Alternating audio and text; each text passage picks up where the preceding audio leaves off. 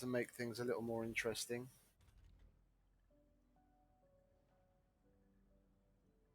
Like I turn on births, and mere seconds later, I've already got 4 kids.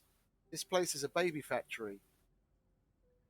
This colony is so horny. I can make all the colonists I want from here. Oh, and that doesn't have home collective either.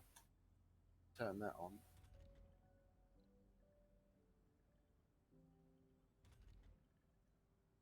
Yeah, 9 of them.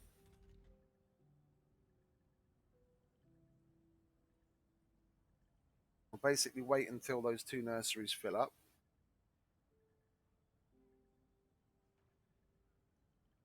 Actually, no, we'll wait until this nursery fills up only.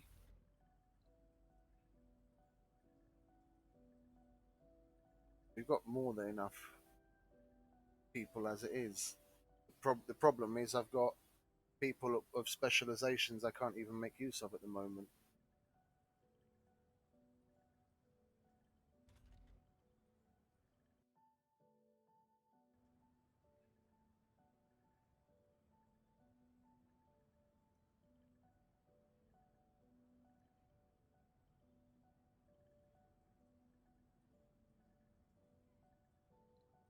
Yeah, that's enough.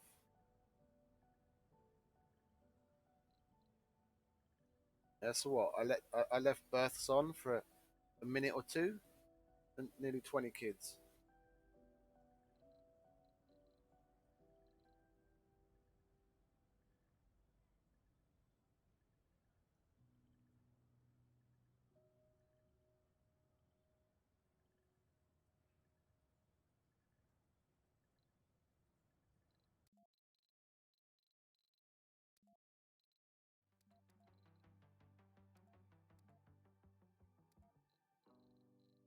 You're listening to Mars Official Radio with Panna Masculine, your first radio host choice Just for the double check all of the radio world. automations. I turned those off on purpose so we have more medics working there.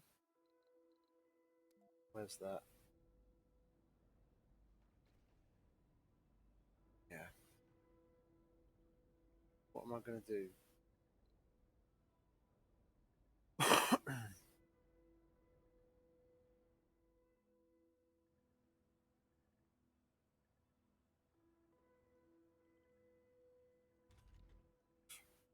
I'm gonna I'm gonna start letting them work. I'm gonna start letting them work. Just annoying to see so many people unemployed.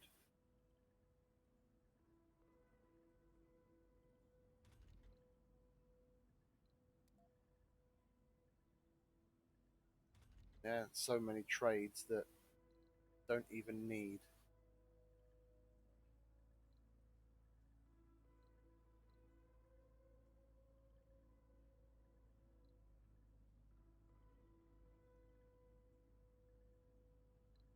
Where are the rest of them? Over here? Let's do the same thing over here.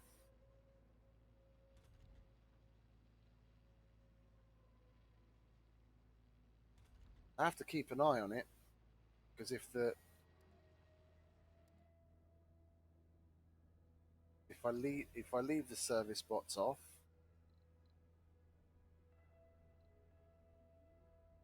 they'll eventually die off and get replaced with unspecialized. But then I'll start to come up short on the specialized that I actually need.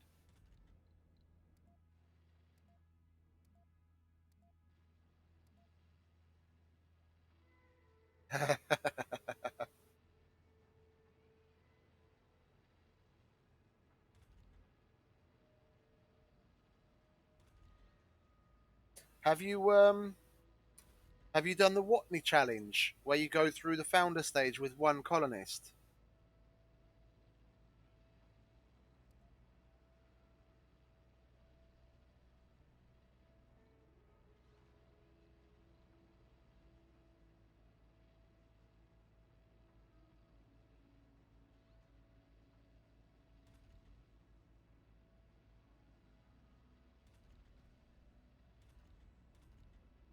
No. Okay. That's something I've also wanted to try out. I'd bring in like a single. I'd import enough food to make sure he had enough food, and then bring in one single unspecialized guy. Yeah, yeah. I'd bring in enough food and have one single unspecialized guy, and then just have him working in some random building and see how it goes. I was just wondering if you have to bring in the 10 or 12 people and then, you know, force them to force them into a problem and have 9 of them die off, or can you just bring in one to begin with and go through it?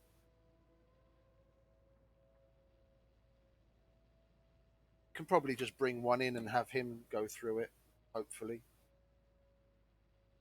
Because if you had to bring in like the 10 or 12 and then push them to like starvation or suffocation and then hope you can correct the problem in time, you're left with just one. That would be a bit. Yeah, yeah, it's an achievement.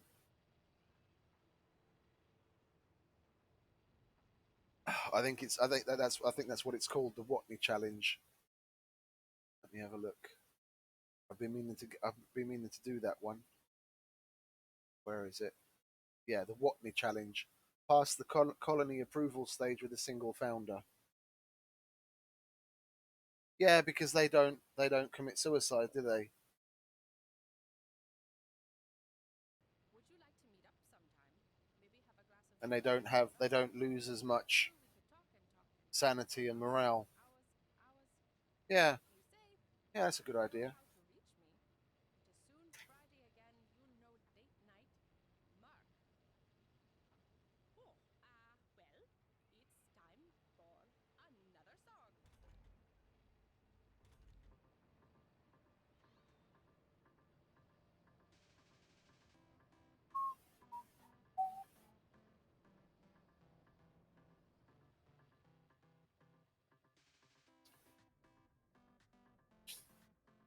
I made a point of remembering when I got the last.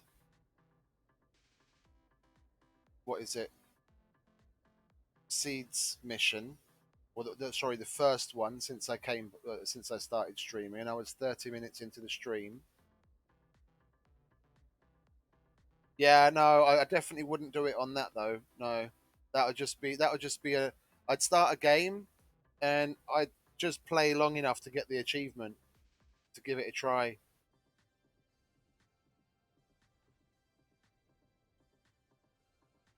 Like I've got a bunch of save games where the only reason I picked the particular team and set things up in a particular way so I could get a challenge done. And then when I'd done the challenge, I just moved on to the next map.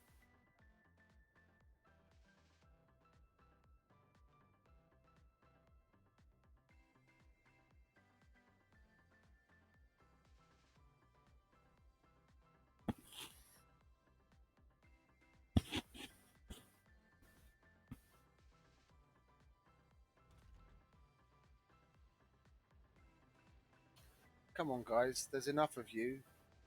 Keep things fucking service, would you?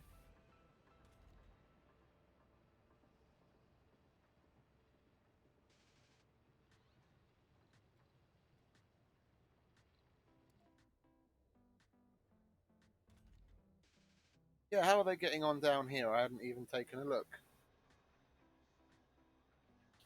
Okay, so the fuel storages are empty. We can get rid of those. Is that empty? Yeah, the electronics is empty. You want to get off there, please? Get rid of that. Oh, they don't have power because power was passing through. Okay, we'll get connected to that temporarily.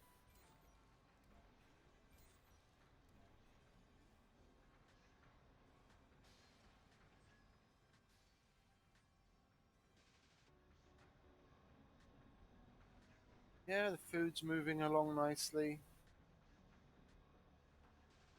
Okay, if you've finished, you can. What can we do? I guess you can help with the food, can't you? Or, ah, yeah, I thought this was going to happen. Damn seeds are so goddamn many seeds. Now these are in the way.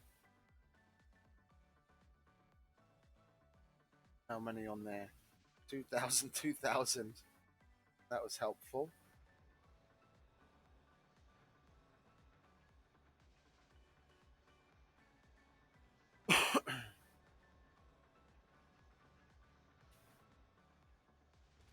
What's that? Metals. Metals is nearly empty. These are nearly empty.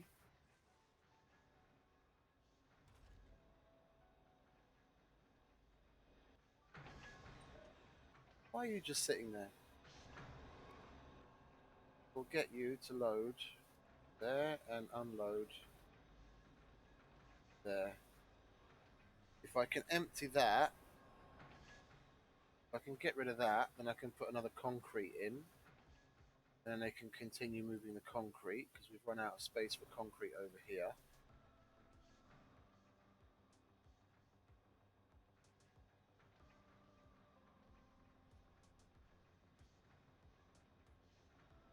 Yeah, you might as well help with the food. Load food and unload over here. There's a third one. Are you still working on something? No, you've stopped as well. Yeah, then you load food here and unload it here. Let's have a look. 2, 3, 1, 6, 1, 7. Okay, maybe that wouldn't be the best thing to do.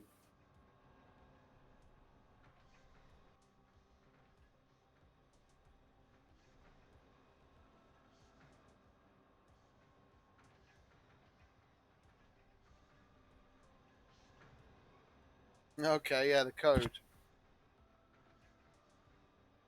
I tried learning code a couple of times, and my head isn't made for coding. My head isn't made for coding. There are certain people that can pick it up, and it's logical and simple to them, but that's not the way that my head works. I remember years and years and years ago,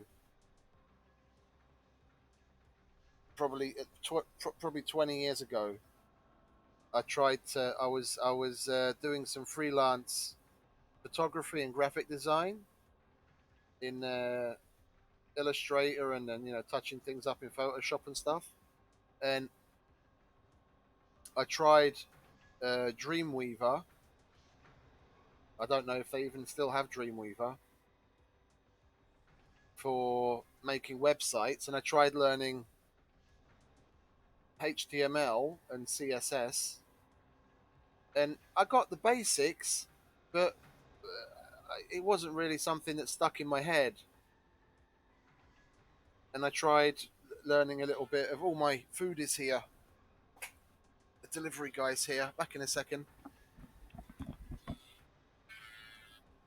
Hello, Sia. Okay, yeah, Sia.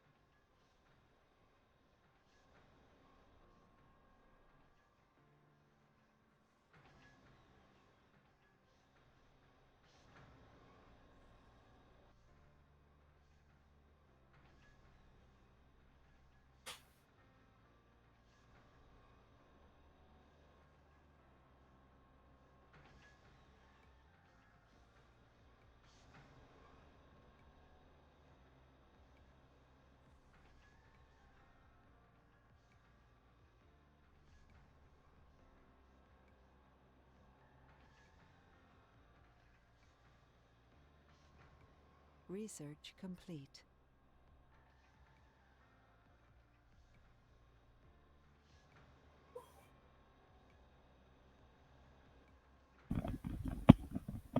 Go, food's here. Lovely food.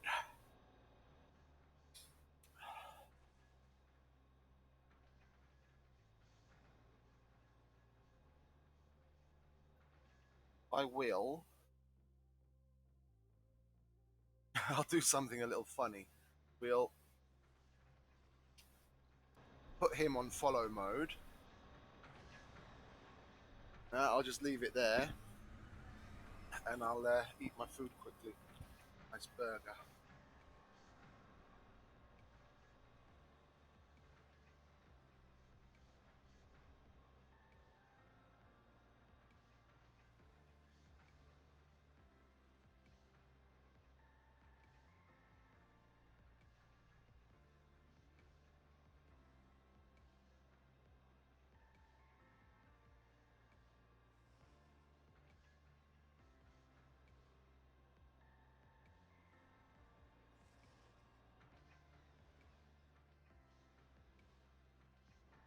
It's a handmade Angus burger from the local one of the local restaurants.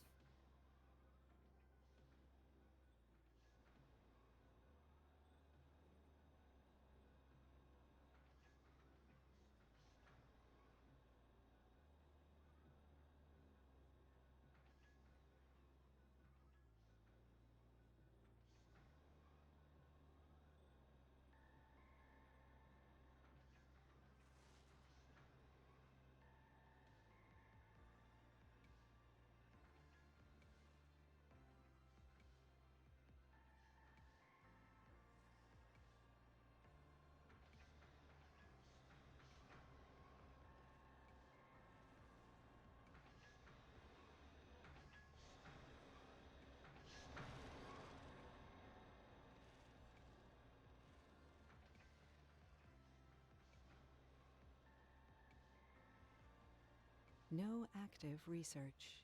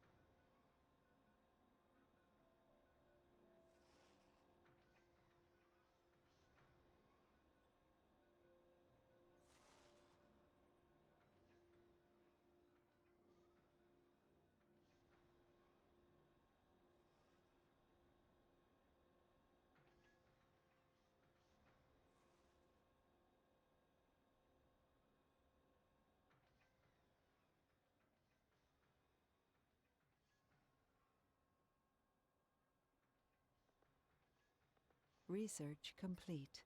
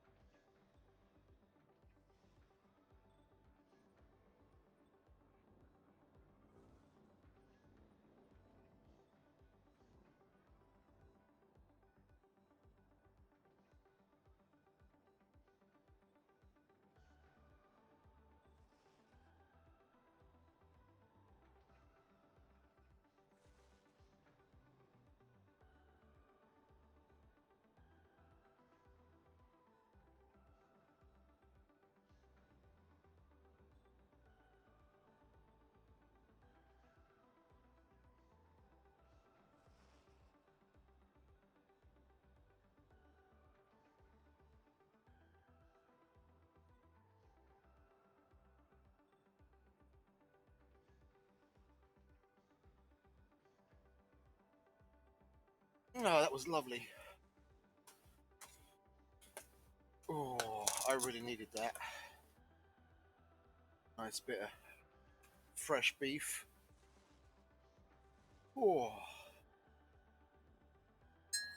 that always sets me straight. Getting a good dose of red meat.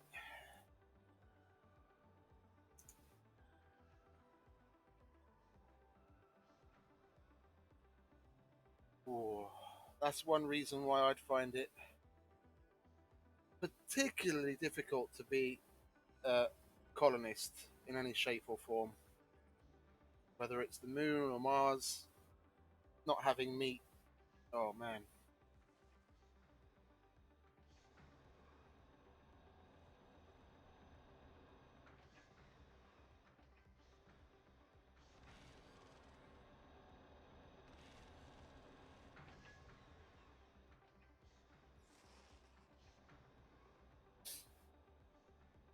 A local restaurant started doing these burgers, I think about 6 months ago. They get nice cuts of Angus beef and they grind it down and make their own mix, make their own patties. Nice fresh vegetables and steak chips, like steak fries, steak potatoes, whatever you want to call them, next to it. Really nice.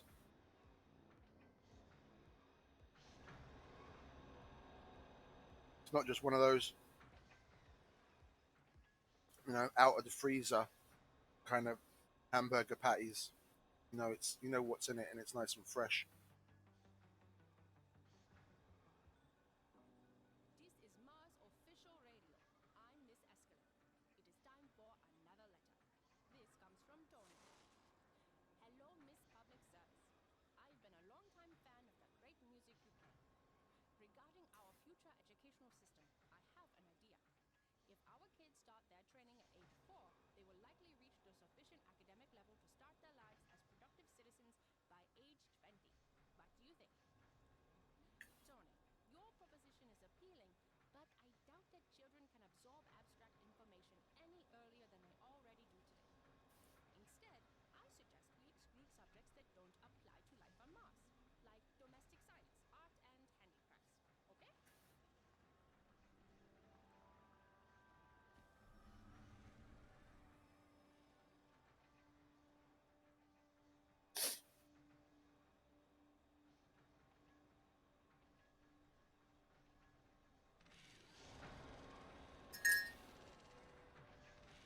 There we go. Finished my dessert too.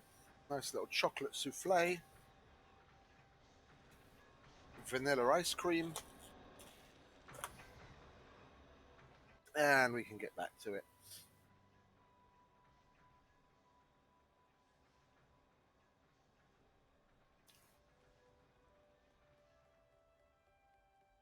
How are we doing here?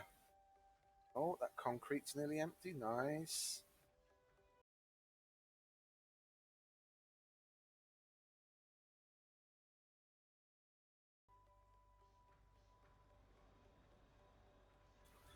That's nearly empty too.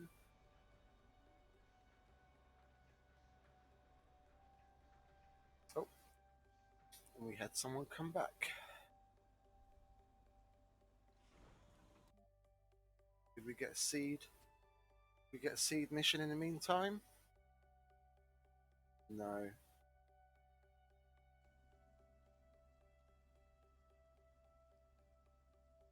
I'm going to have to do 6 more missions. And I've been streaming now for an hour and 50 minutes. And I got 2 of them. So if we go with that logic, you get roughly 1 an hour. Then this would be another basically 8-hour long stream just to finish the 100% terraforming. Because I had a look. I was thinking, oh, maybe, I can plonk some more of those forestation plants down to help out with it. But in the tooltip, because I noticed these things weren't doing anything. Yeah? And I was like, maybe if I put them in places where it's not done anything yet. But in the tooltip, it shows that, where is it? No, come on. Plants will wither or grow according to local soil quality and global temperature and water. Improves global vegetation if it's less than 40%. So because I'm over 40% already, those things don't do anything. So there's no real point in having these things around other than to make seeds.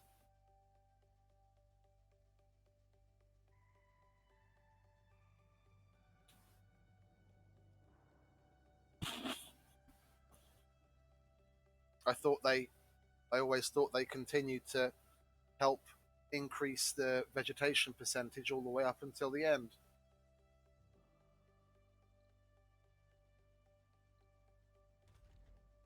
Come on. There's only a few left. Get rid of them, lads. We can put another concrete storage in. And we can probably also put another food storage in. Yeah, that's nice. Previous one is it in a way.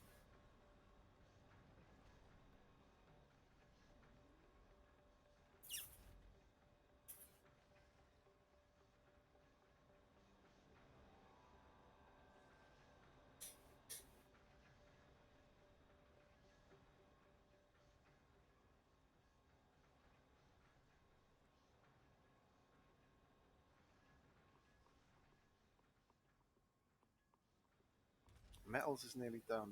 400. Got enough space on those. Nice.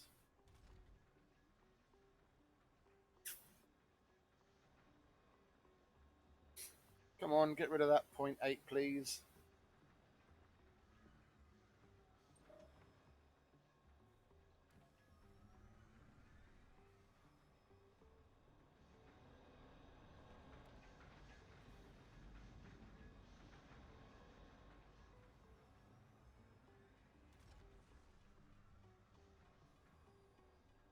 Why did you just put it back?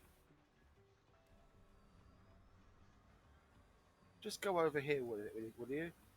Idiot. And get rid of that.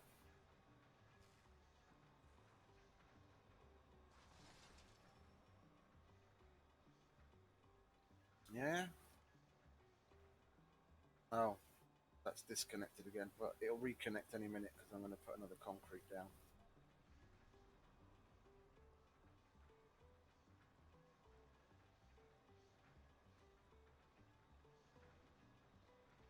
And they're really cranking the TV shows out now. Seeing a lot of notifications from the TV station. They're still full, aren't they? Oh yes, lovely.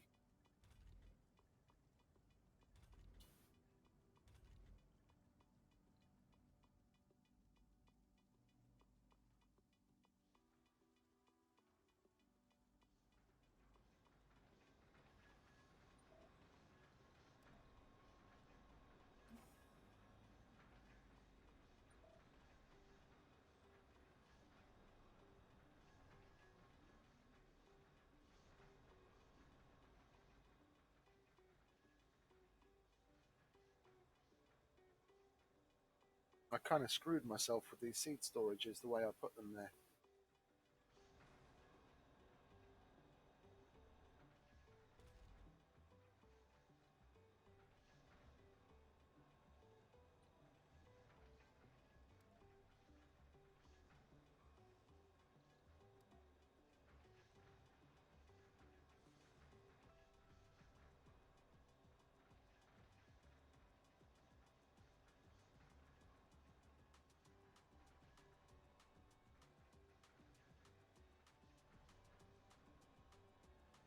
Oh, it was good. It was good. Thanks.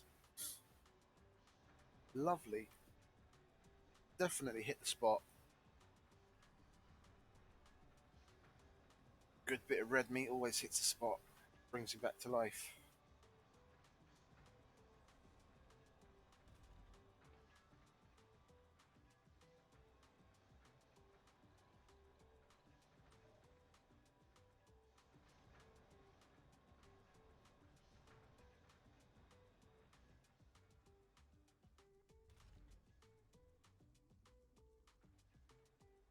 Had a nice chocolate souffle with vanilla ice cream for dessert.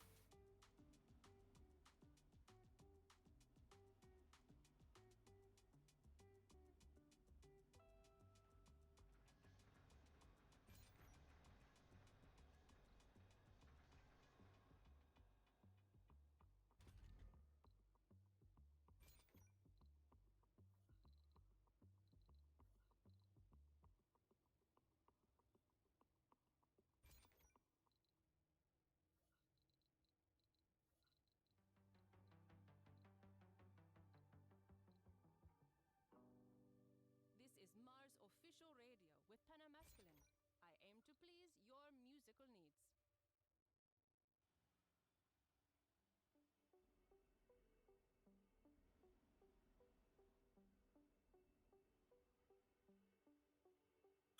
There's nothing else that can up the vegetation, is there? There's nothing else. I'm stuck waiting for those damn seed missions. There's no way to trigger them.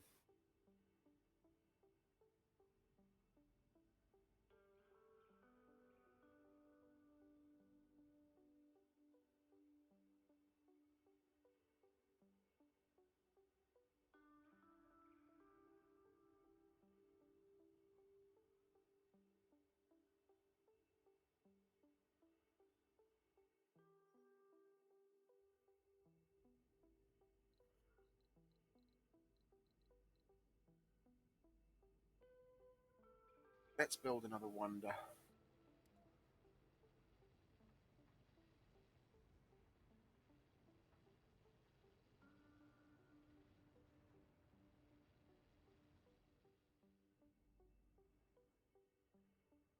I don't think this necessarily needs to be near a colony, but I'll put this one over here. Already got 3 wonders over there.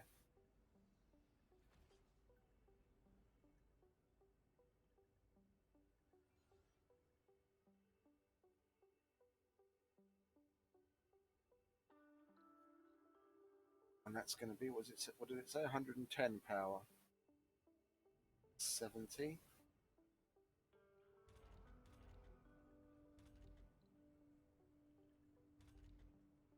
Oh look, even the sanatorium is empty.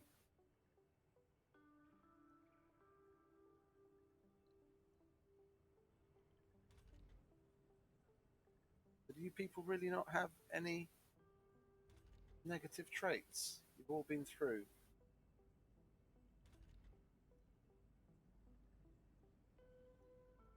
Vegan, but can't exactly hold that against you.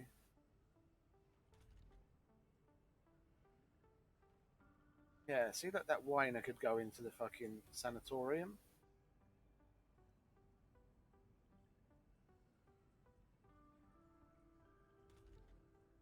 But it's got just as high a priority as the TV station. Well, that's lowest priority. We set that at highest, and then this at medium. It'd still be higher than the university, and they'd go to this. They'd go through the sanatorium first to get their things removed. Let's see what happens.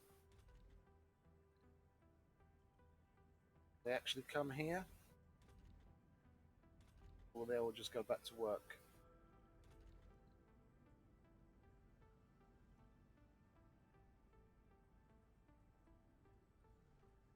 Okay, cool.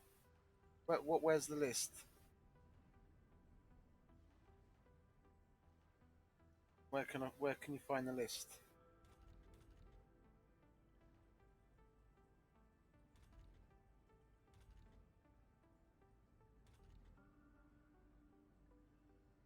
Yeah, I can't enable links for some reason. I've already tried changing the chat. Let me see. Moderation actions, no. Chat appearance, deleted messages, brief, pause chat, slow mo. I can't. Moderation settings. Let's have a look at that. Oh god damn!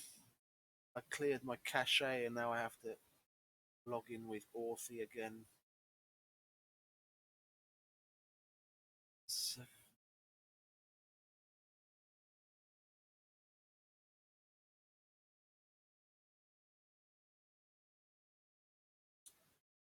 let's see. Block hyperlinks. Okay, I'll turn it off.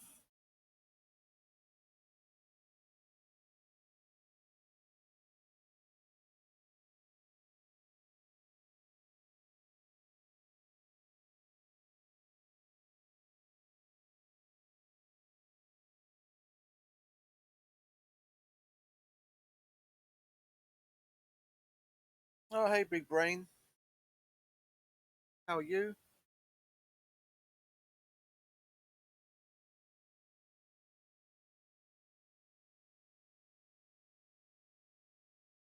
I changed the settings for the chat. If you send the link again, it should go through this time. I found where I could change the moderation settings.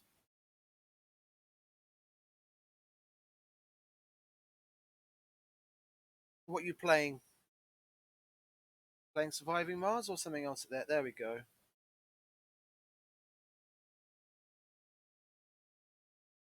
Chogi's mods.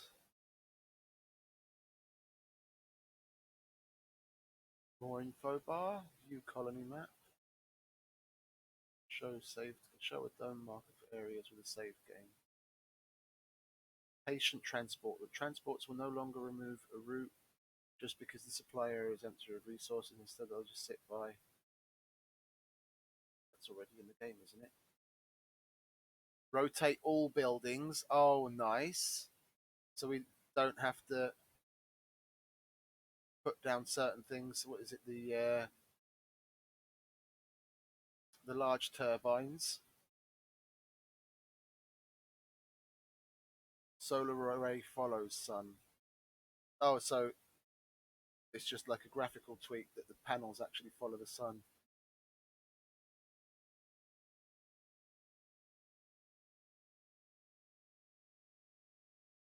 Oh, okay, cool. Show tunnel lines, map overview, passenger rocket tweaks, research small check marks.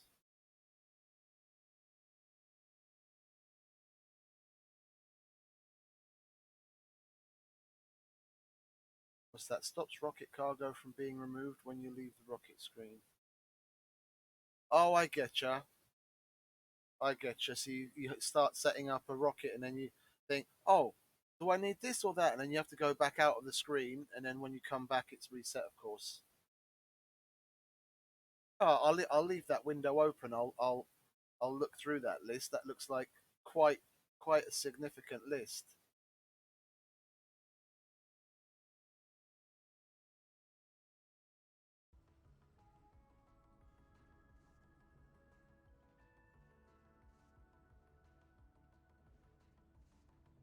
Yeah, it sounds cool. I'm not familiar with the Magitech.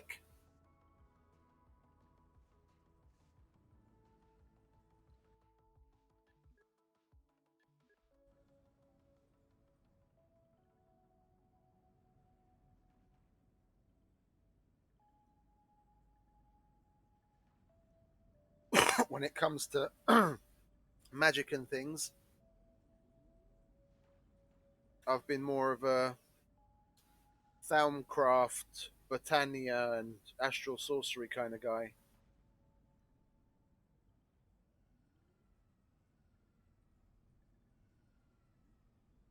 Yeah, I saw that the locks. There's a whole bunch of colonist locks further down. Lock workplace, lock residence.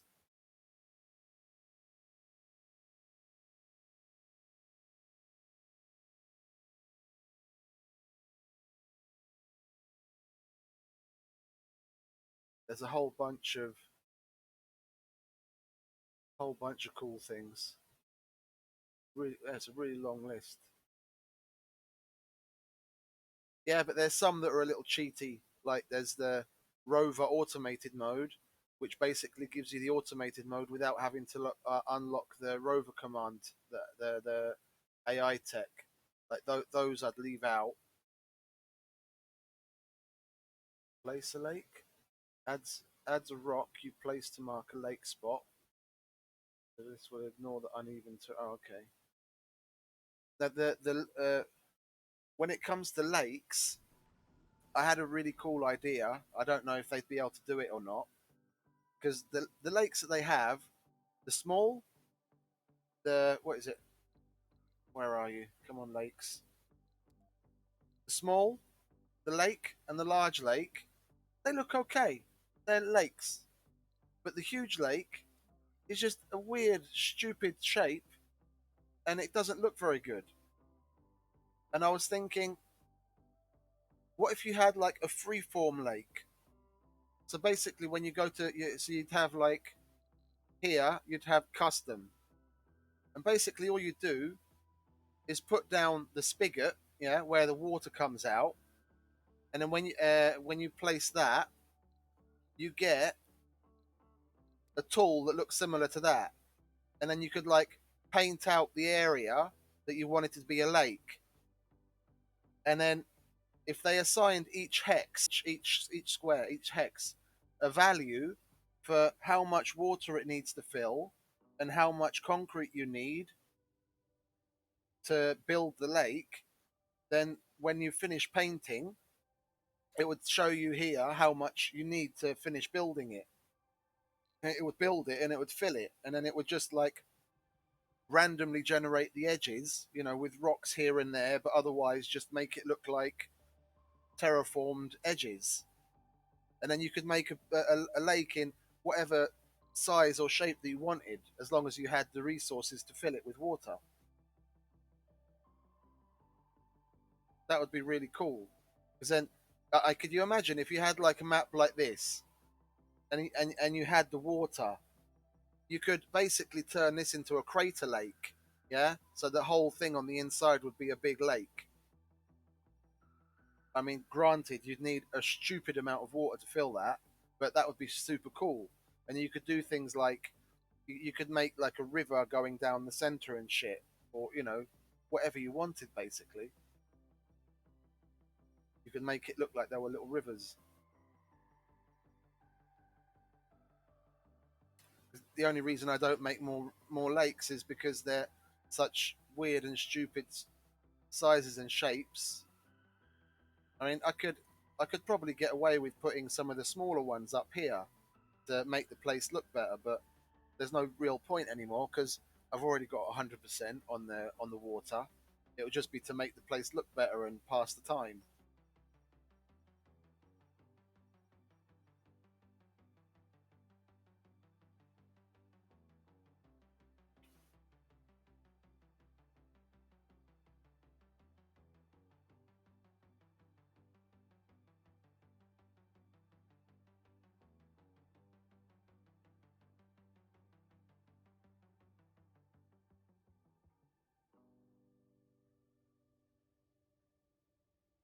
And you could even do cool things like if you put down a dome and then put a lake all the way around it to have it like isolated, like have a moat or whatever. So the only way you could get there is with the shuttle. They'd all be stuck on the island.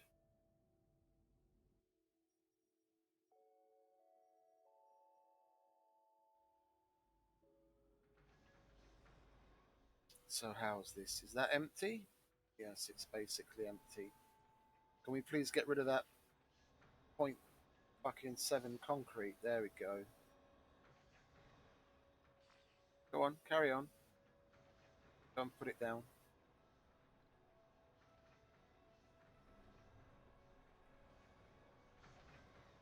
That one's nearly empty.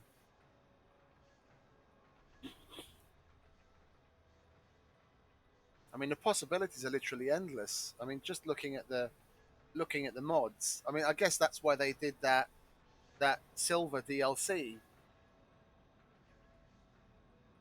because he's a modder in the surviving Mars community. I'll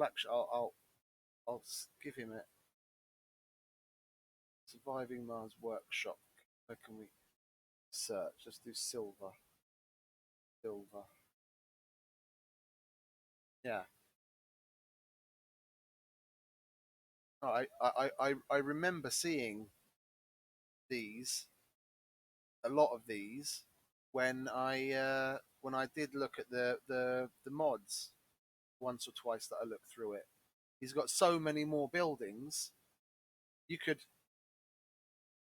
yeah, yeah, on Steam.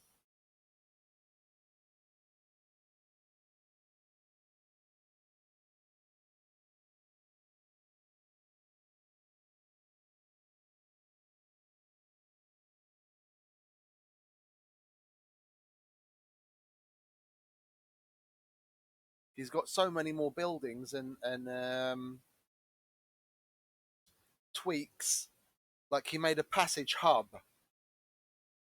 Yeah, so if you have multiple domes that connect to one another, you can have a passage coming out of each one of them going to a passage hub, and then they're like cross connected. Why isn't that in the game to begin with? That completely sounds cool and logical. And there's the mega apartment, or he's got a cinema, georeactor, medium apartment. So if you want something in between the different sizes, yeah. What else is there? Toy store, a whole bunch of like variations on things. He's got nightclubs, waste rock factories, so you actually make waste rock if you need it.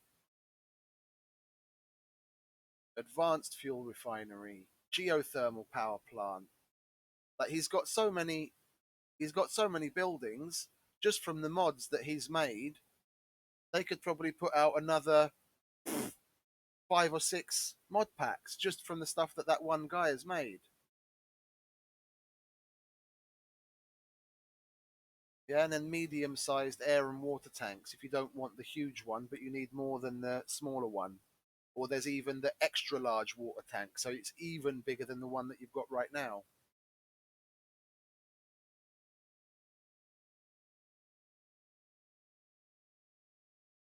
Oh, and Agamor would like this one. Spiders. So part of the Project Leica, where the people have pets, it adds spiders to the pets. So you have a bunch of spiders crawling around the dome.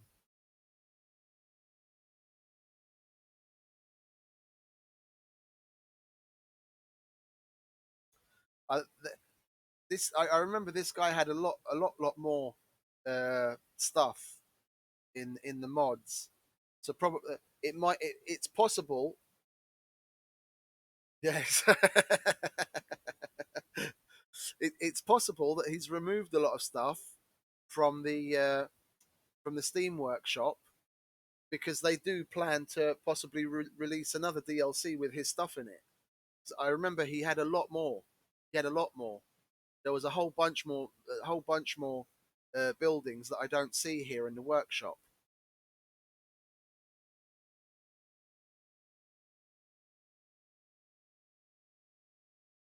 Automated factories. That adds 3 new automated factories to produce polymers, machine parts, and electronics. Doesn't require workers or a dome nearby, but it just produces less. So at least you can at least make some without having to have the workers.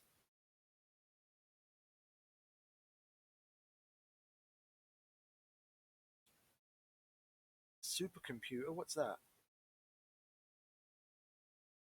This building gives some bonus for all the buildings in its radius. But what does that mean, some bonus?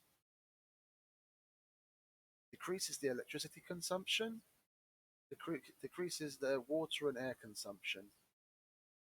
It's cool.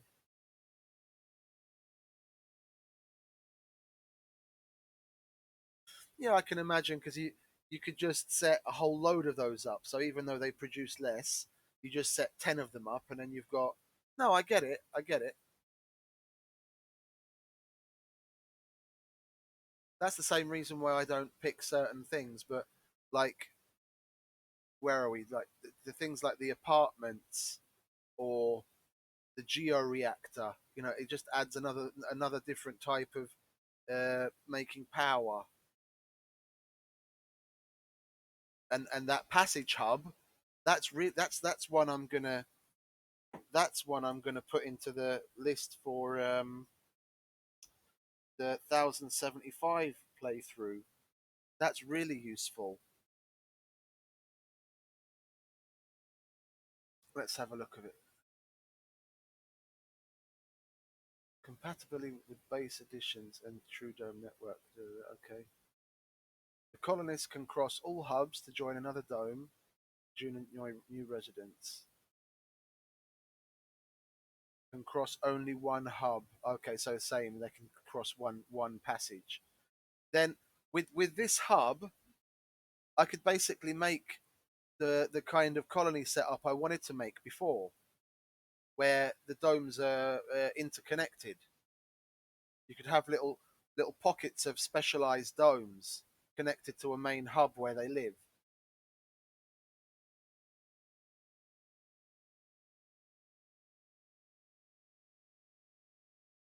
But you could do it now, but this makes it easier that the colonists will actually go through more than don't have to go through more than one passage. That's really nice. That's really nice. Okay, what else is there like that? Agridome. Small dome is specialized to produce a large amount of foods. It works like a farm. You can choose the crops. There are 4 fields and one water reclamation system. And it needs 12 botanists. So it's like building. Oh, that's really nice. That's really nice. Check this out.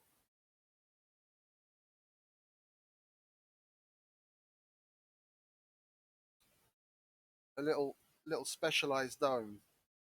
So you don't have to take up space. You don't have to take up space in the dome for the farms. Then the botanists can go and work in there.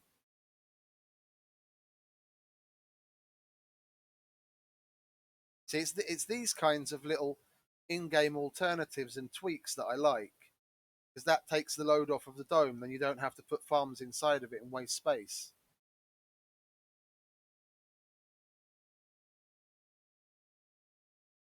Aquarium? What does the aquarium do? Fish on Mars. This aquarium is a dome service building to offer relaxation, social, and 60 service comfort. Oh, so it's like going to the zoo, but the aquarium. Wastewater? What's wastewater? New feature to manage wastewater in your colony. Place one collector inside of your domes to collect the wastewater and build your first recycler to clear the wastewater into fresh water. Oh, so it's basically a, a different mechanic on the water reclamation system that you can build without the spire. That's cool.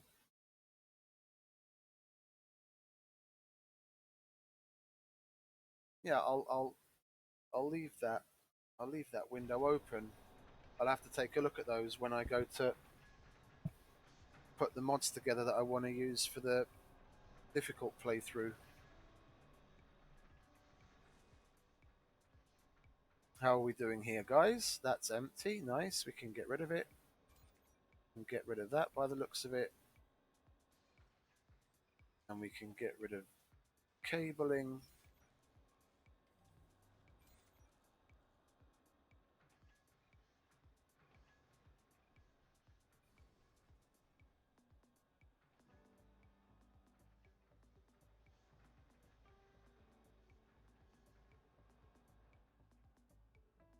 Did I get any more seed missions while I wasn't paying attention?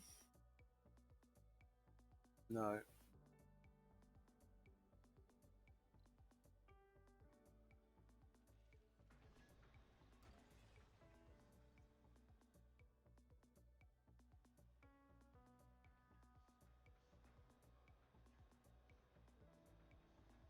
What have we got here?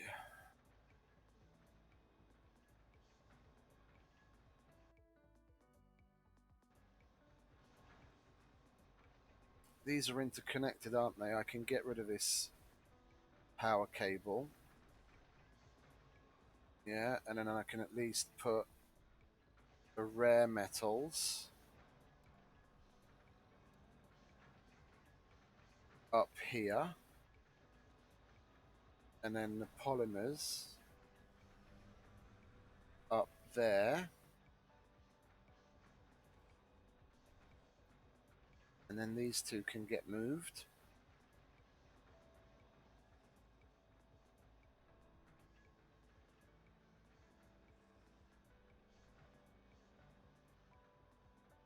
Oh, you have it, do you? Do you have that particular one made by Silver, or is there another one?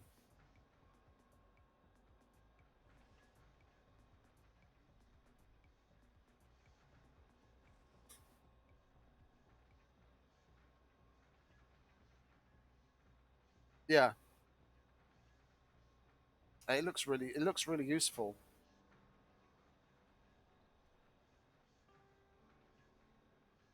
Oh, you just installed it.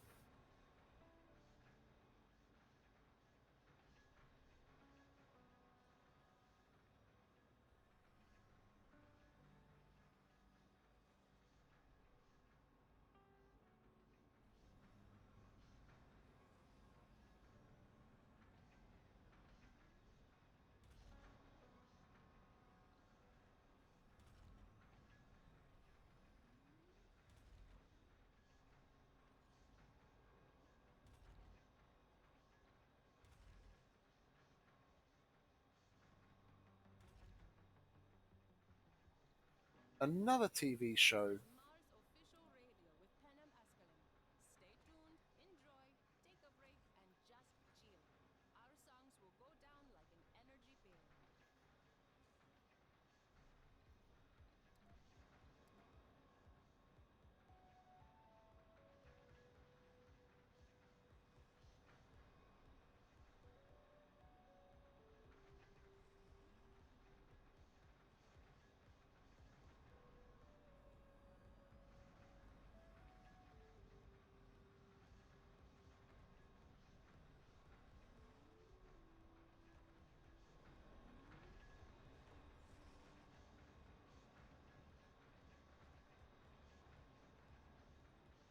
What's going on there?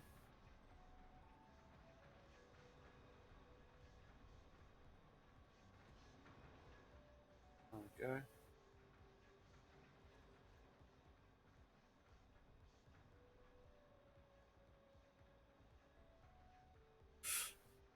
Well, let's have a look.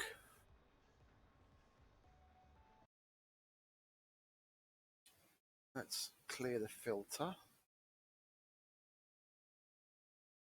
Cosmetics, colony logo, gameplay interface, light modules, sponsors, research, tools. What's under tools? Drone hub range, colonist rebalance.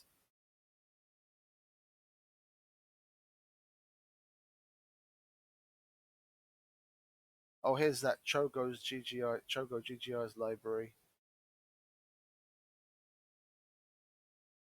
Martian ice melt. Expanded cheat menu. Get out of here. Drone load balancing.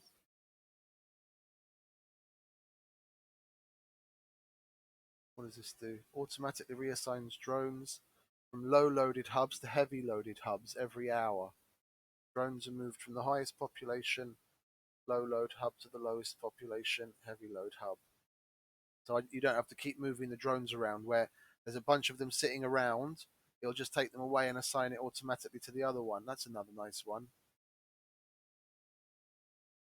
That's nice.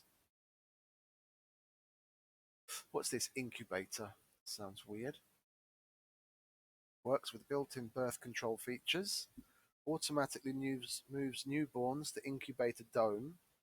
Nursery limitations with population. Standard childbirth options. What's it?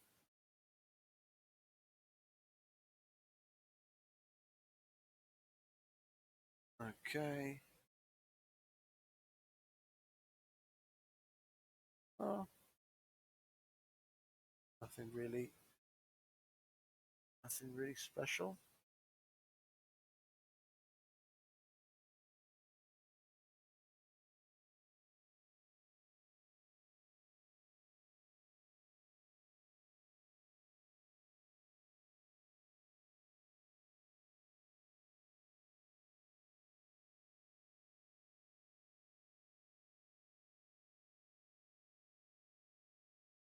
Construction shows attachments. Yeah, you could spend ages going through all of these.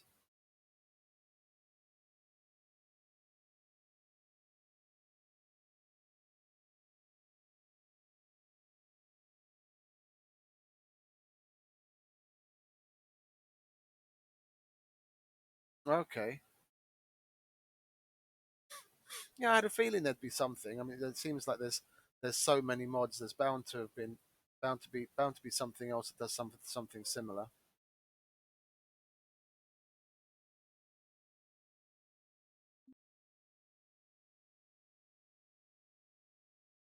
To Mars Official Radio with Penna Masculine, your first radio host choice with the best radio voice.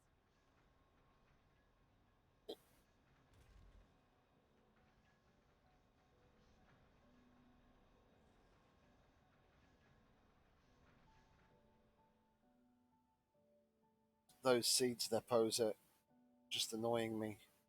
I'm gonna have to I'm gonna have to make more seed depots and then move them there and then move them from those to here when I can rebuild them in the place I actually want them. I have to double move, like, God knows. If I have to move these as well, then there's 16,000 seeds.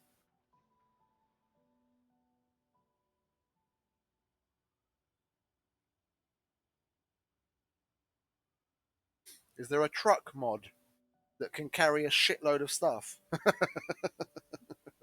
Because I'll put that on right now.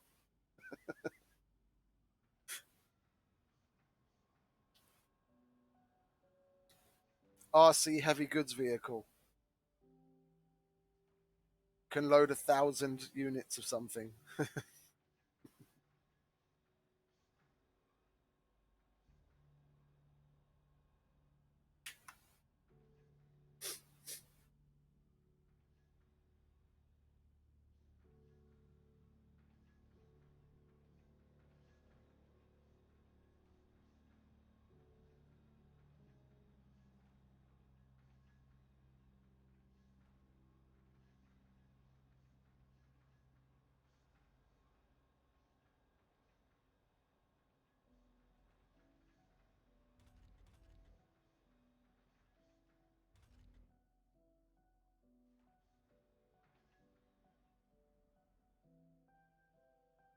This is probably one of the most nicely organized maps I've done in a while.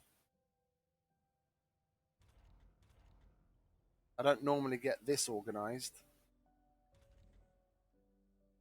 Oh, the Project Morpheus is finished.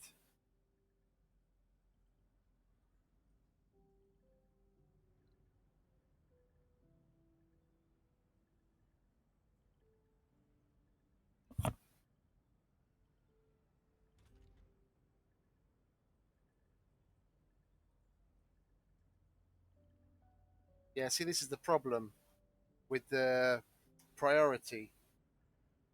Yeah, I set the universities to lowest priority, but both of them are broken down, and there are drones sitting around, and they're not going to repair it.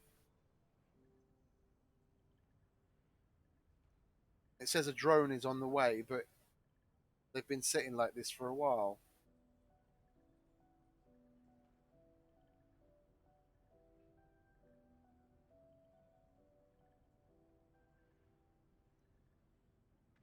Can you put? Can you only put scrubbers outside?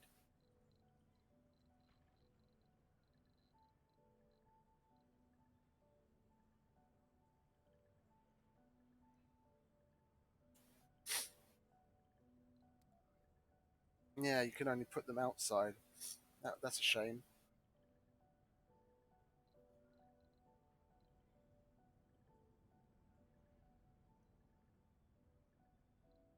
Research complete.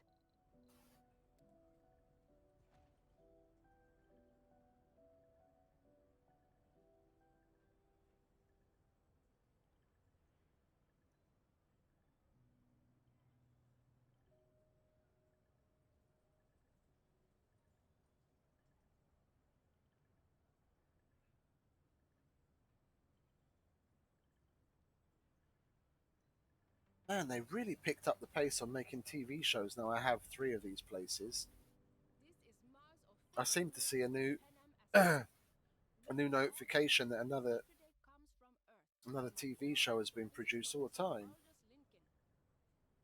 Dear Panem, fascinating. You will inspire your listeners to examine thrilling realms across space, time, and matter. You are always welcome to a full-time position on the faculty here if you ever return to Earth. Take care, my friend. Love always. Dear Professor Lincoln. I don't know what to say. Please roll the next song.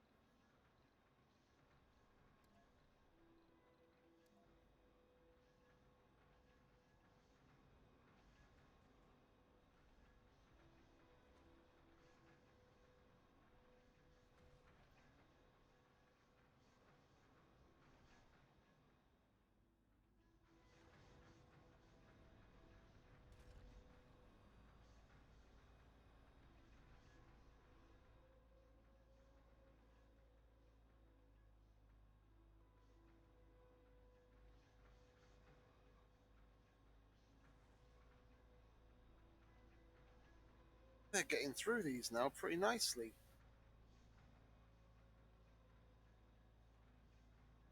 It's going to be all nicely, neatly organized soon.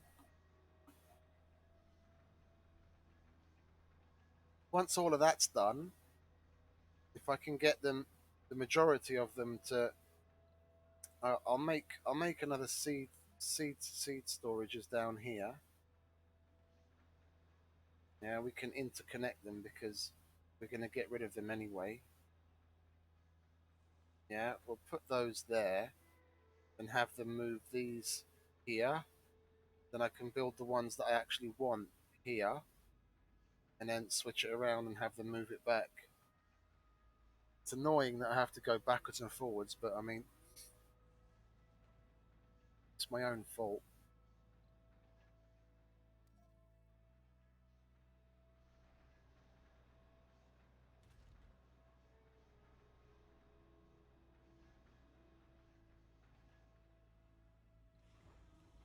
Still no seed missions? Still no seed missions.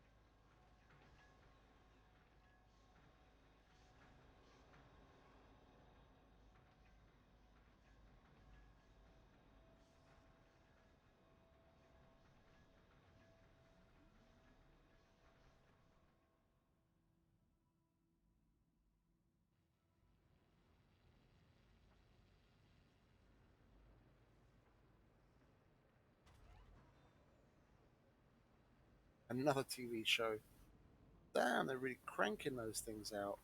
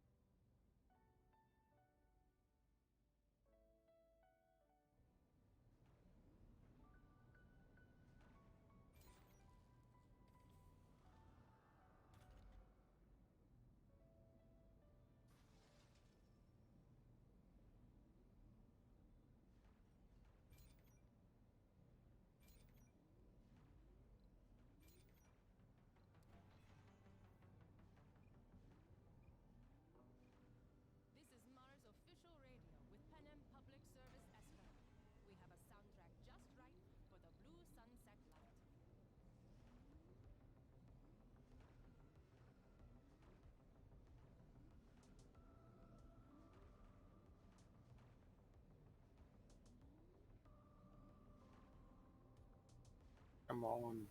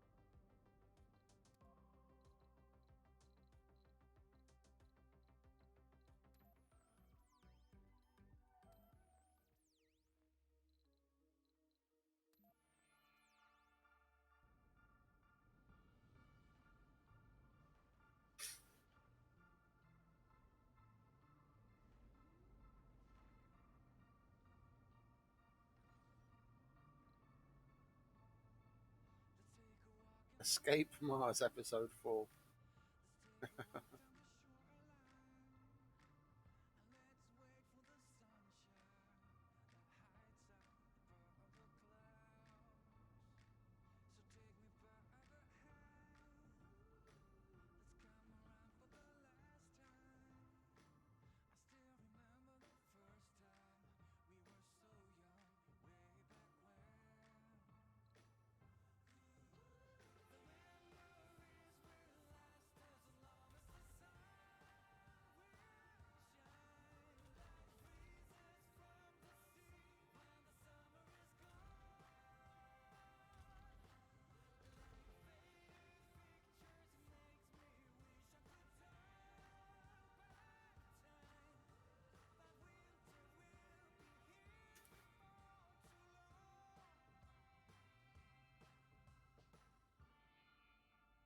Okay, that's nice. That would be cool. No more headaches with them not finding the right place to live, work.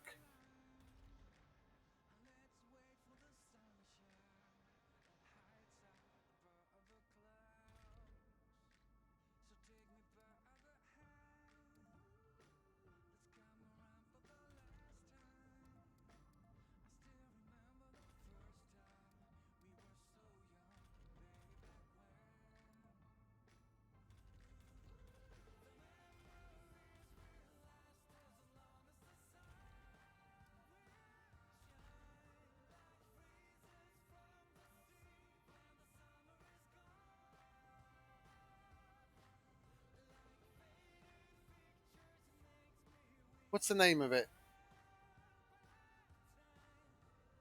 I'll give it a search in the workshop.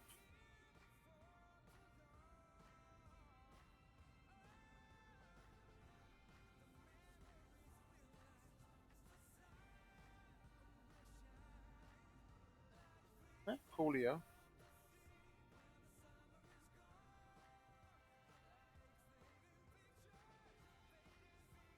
Yes. Seed vegetation.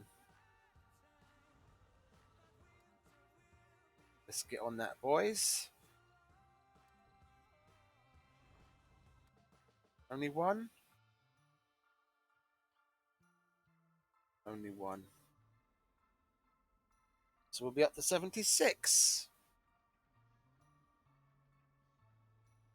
And we started on 61. This will be our third one in nearly 3 hours of streaming. It must reset every hour. Like there's a cooldown timer on it that once you've done it, it's probably an hour later. If that's in-game souls that pass within an hour, then it would be logical just so I could get this done and have them come up more and more often. I just turn the game speed up.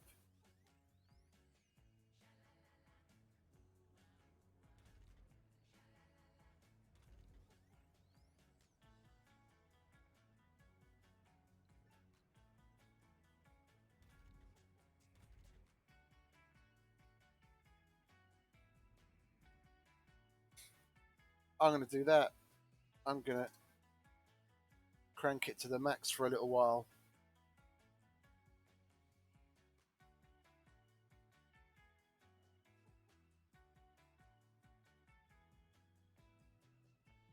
This will get done quicker. And I won't be sitting here for 7 hours again just to complete that last couple of percentage points on the vegetation.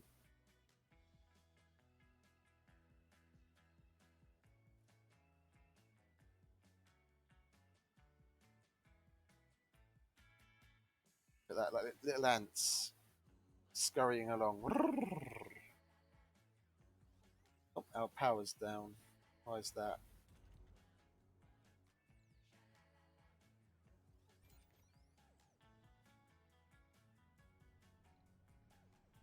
We've got 27 residential, so we'll make another fusion reactor.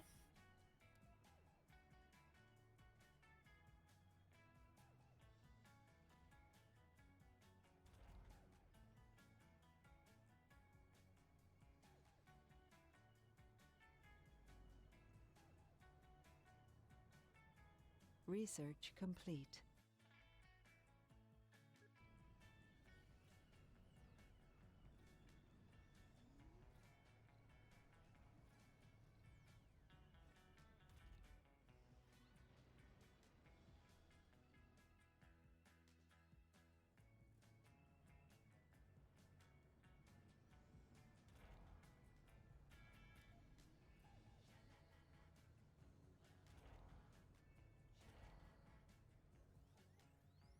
There we go, that solves the power problem.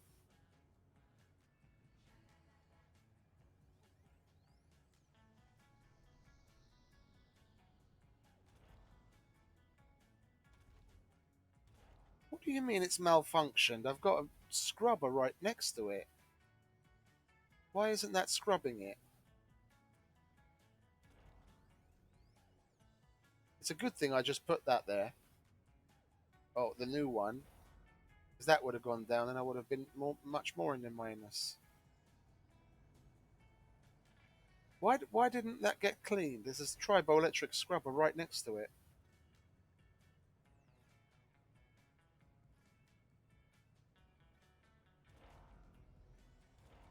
Research complete.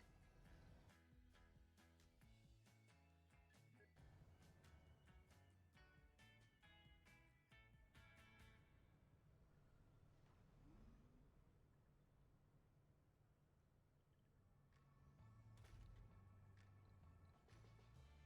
listening to Free Earth Radio on 106.7 FM. I'm Jamie Holland, providing you a fitting soundtrack for that fabulous life you're living.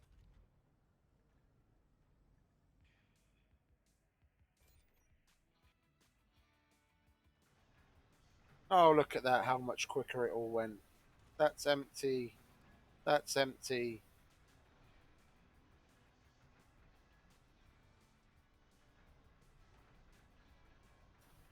That's going to be done any minute now. Okay. Oh, no. What the fuck are you doing, mate?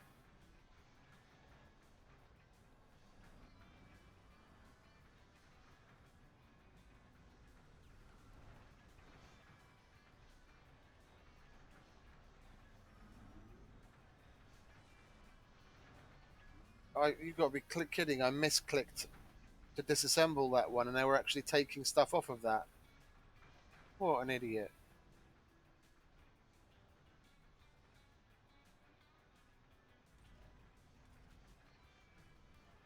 Look at that craziness. Just all over the show.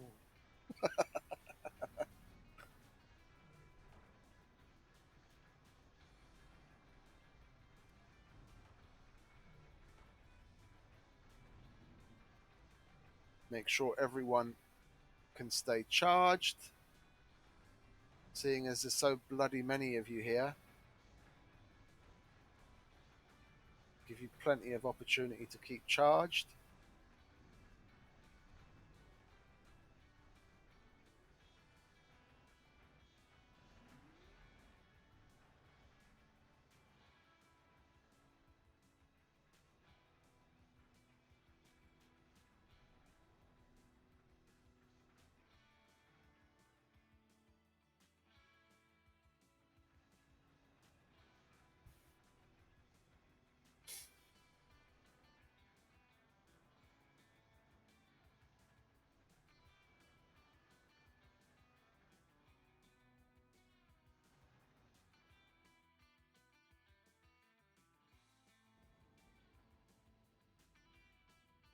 Oh, there was still another.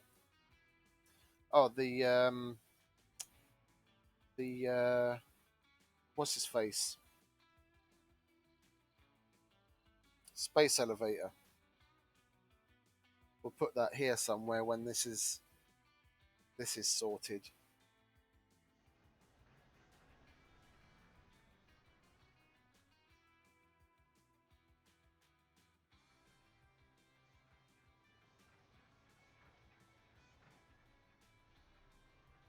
TV studio seriously cranking those out. I know it's sped up now, but even when it was on slower, they were really putting out a bunch of TV shows now. No slacking off in the TV, baby.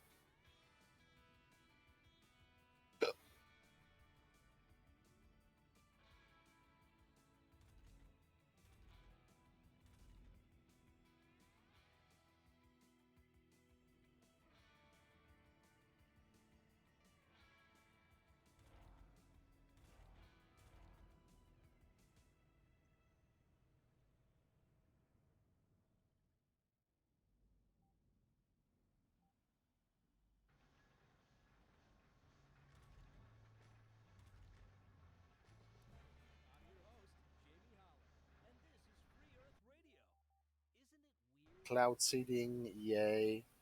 just look at how trends go in cycles? What was cool in the 60s was totally lame in the 70s, and even more so in the 80s.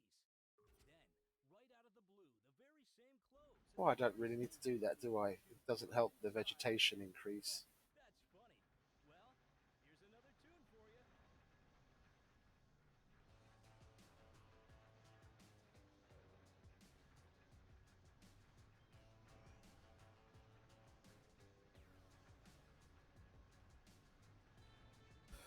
At this rate, I'm going to reach 100 billion in no time. Research complete. No active research.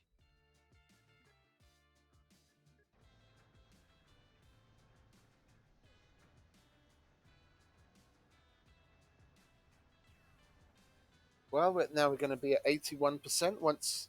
Oh no, it was a cloud seeding, not. Come on, get your head on straight. 76 because we've only got one seed vegetation.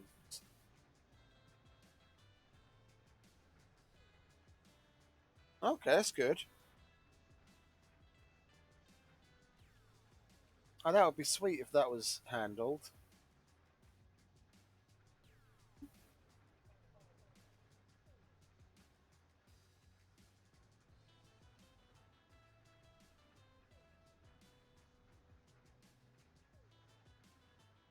I'm going to check the YouTubes. Surviving Mars, 1075 difficulty. Not going to.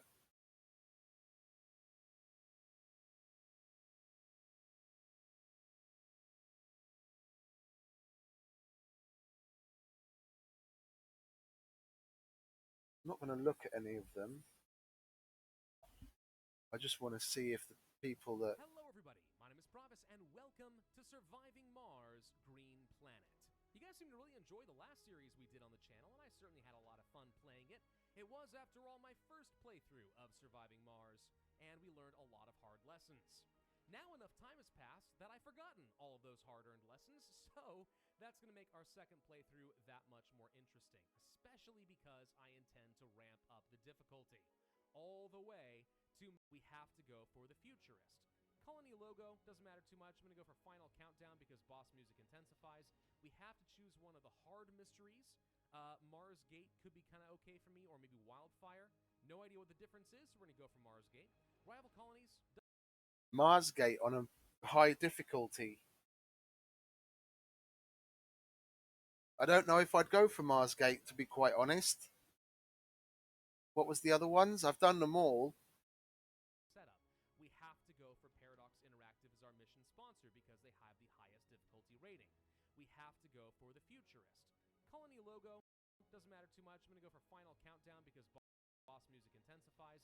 We have Yeah. Marsgate, The Last War, and Wildfire. To be honest, I probably would have gone with The Last War.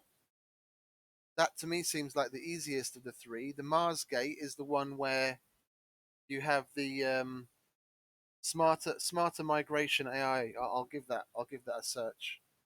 I'll put that in now. What is it? Smarter migration. Let's have a look. Oh, I've got the filter for tools turned on. Smarter migration AI.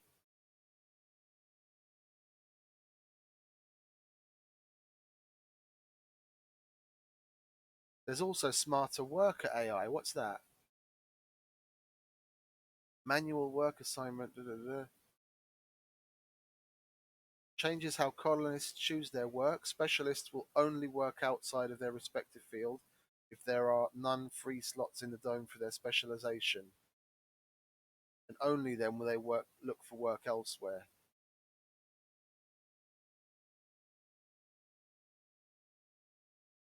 I mean, that together with the specialists not working in their profession will migrate as soon as there will be an open slot in workplace of their specialization in a nearby dome. They will also migrate if they find a workplace where non-specialists work. Oh, so they'll kick out a non-specialist from a specialized place. That's cool.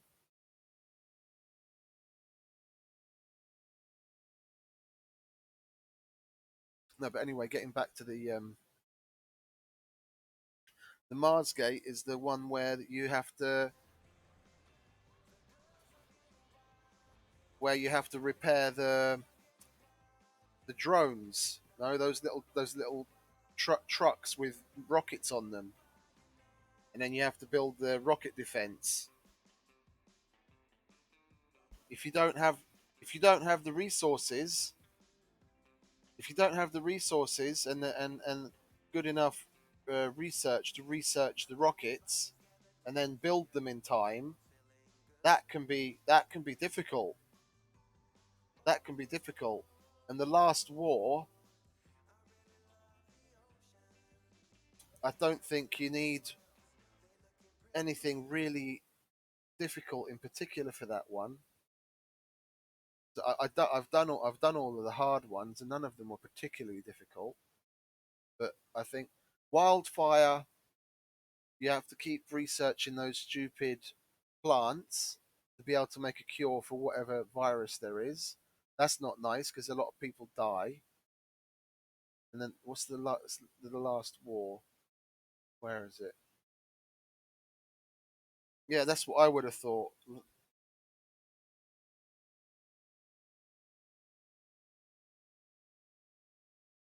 The Last War mystery.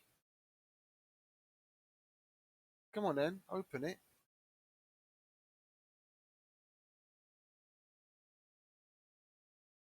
Where are we? Where are we? Metatron? What's that? What's that?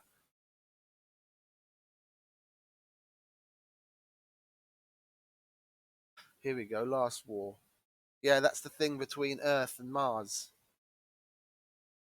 And then you just have to, well, you have to provide resources, but it's a lot more difficult to let that one it's more difficult to fuck that one up because you've got a lot more time. you've got a lot more time, and you can still go up and down in war tension. You've got a lot better margin of error on that one.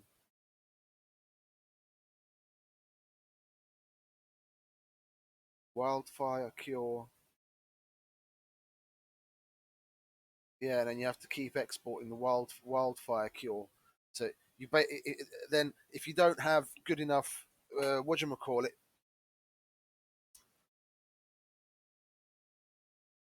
Yeah, no, I've got it in front of me. I've got it in front of me on the wiki.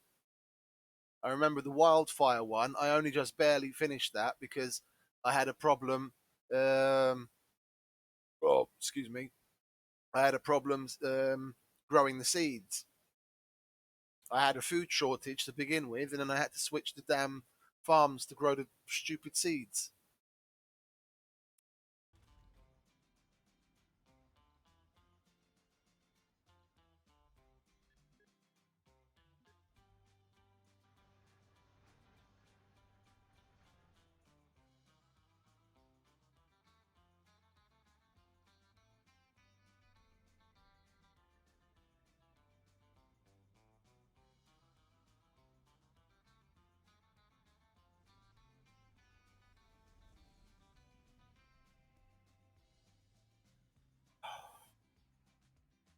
I got to be honest, I feel right at home. I turn the game speed up to maximum, and this is how I always used to play it. It almost feels more relaxing like this way because I know things are getting on.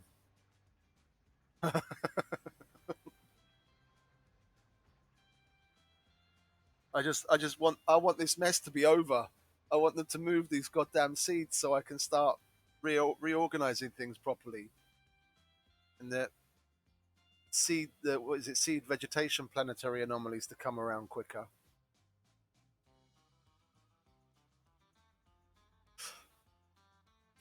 At this rate, I'll probably get the vegetation to 100% before they manage to move all those seeds because they have to move them twice.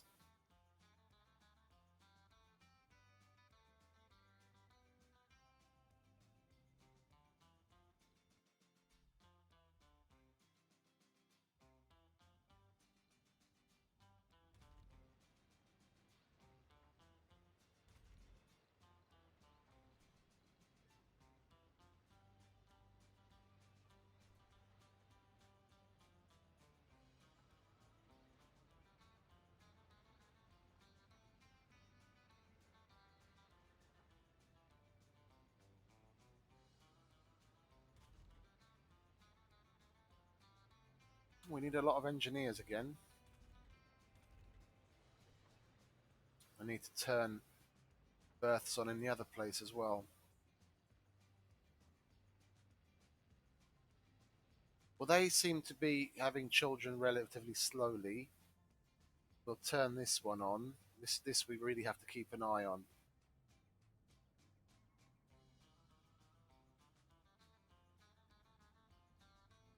Yeah, look, 3, 5, 6, 7, 8, 10,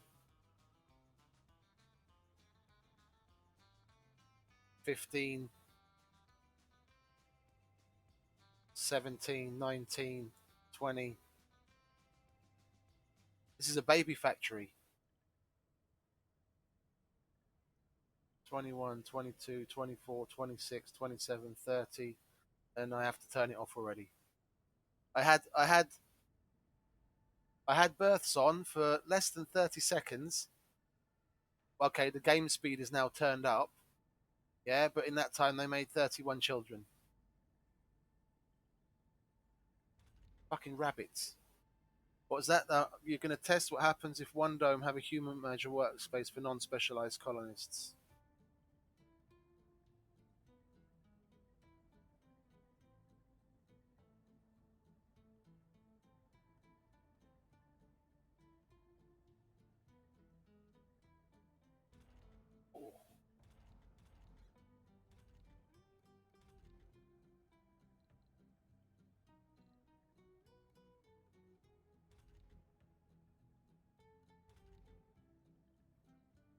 Yeah, and we'll turn that back to auto.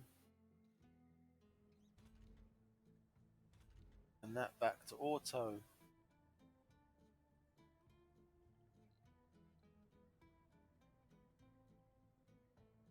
Yeah, that'd be interesting.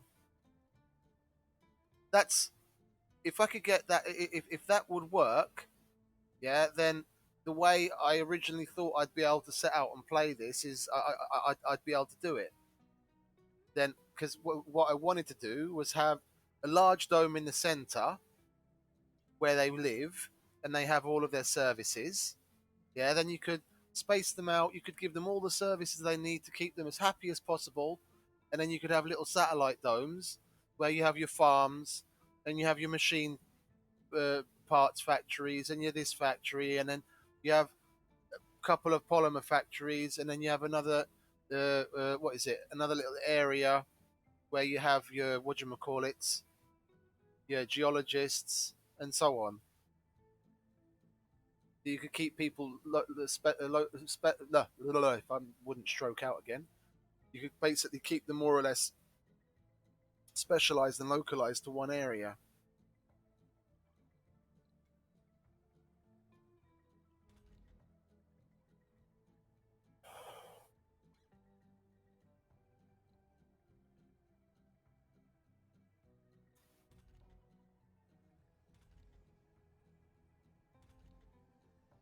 Yeah, are going to need more, unfortunately. So I have to turn the births back on again.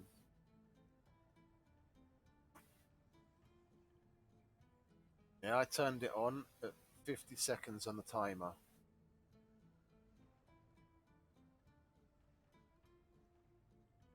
8, 7, 6. Complete. So they went up another 20 children in less than 20 seconds. Goddamn rabbits.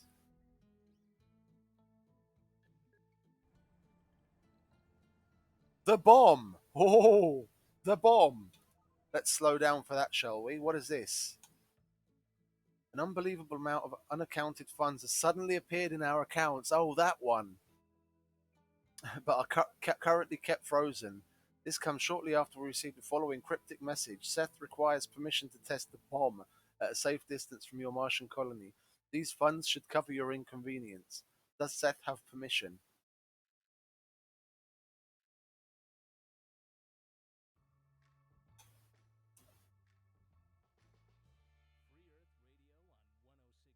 Good. I always try and trace them.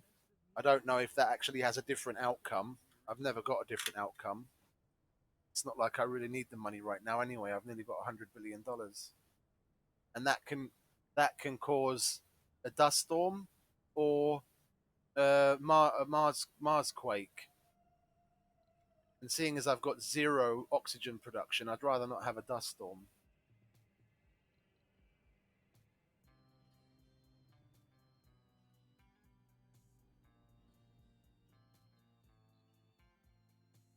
Okay, let's turn this back up again. Have the busy little ants get on with what they were doing and get rid of that one. And what have we got?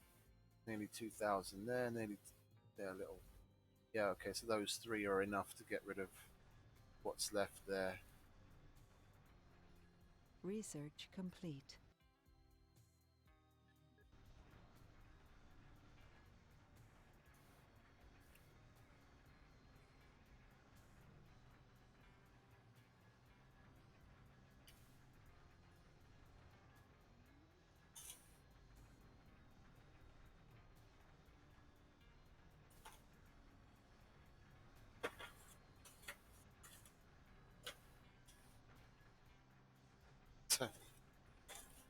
It's so funny watching them at this speed.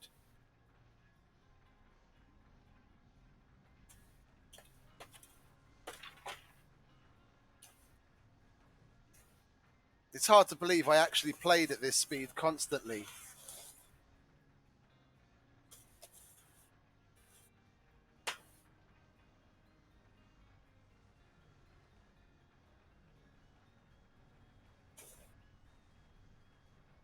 Shit definitely gets done quicker. Obviously.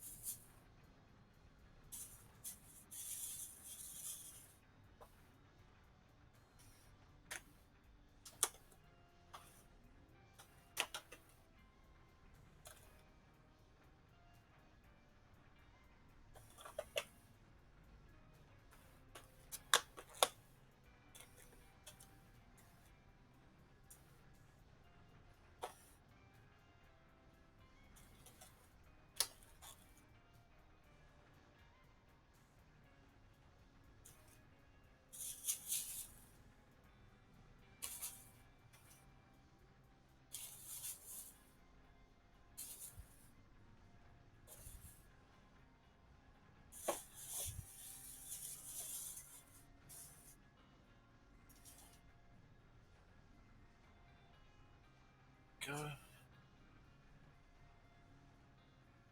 How are they doing in seeds? Well, these two are done. Get rid of that.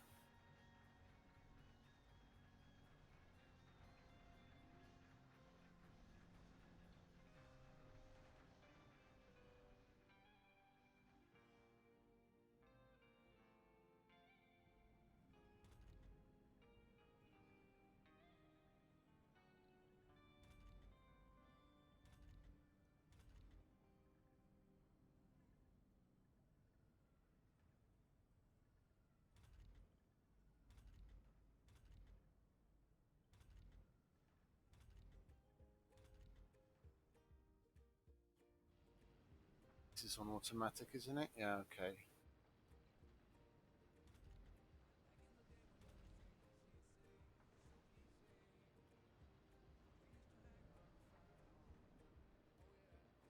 Where's the... There's the nursery. It's full. Oh, I left birth turned on. How many children would you have? 26. Well, at least they're not 27. Okay, they are making more kids than what we can hold in a nursery. Turn it off again. Oh, this is so sweet. So sweet. I should have done this ages ago.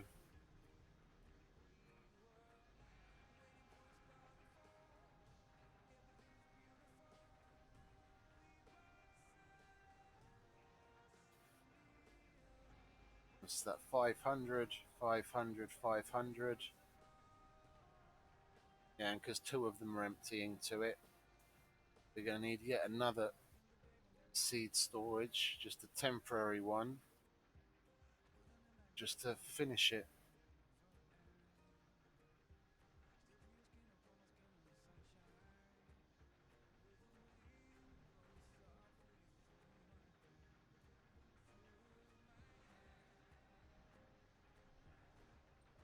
Research complete.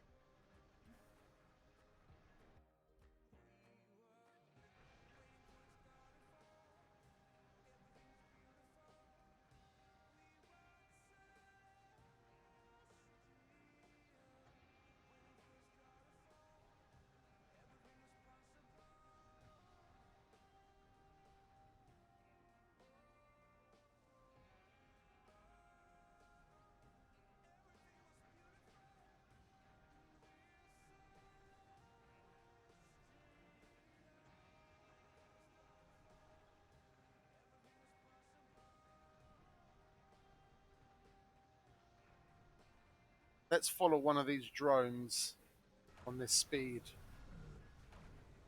Whee!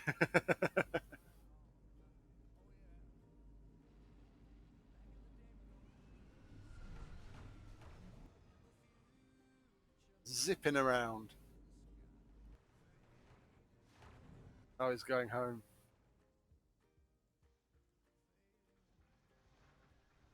What about following one of these little dudes? Damn, if I could even select one. Research complete.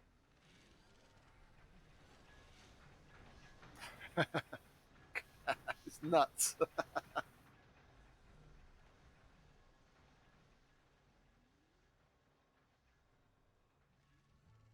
Those rockets look so good. Look at that lovely red. That was a good choice of colour, that.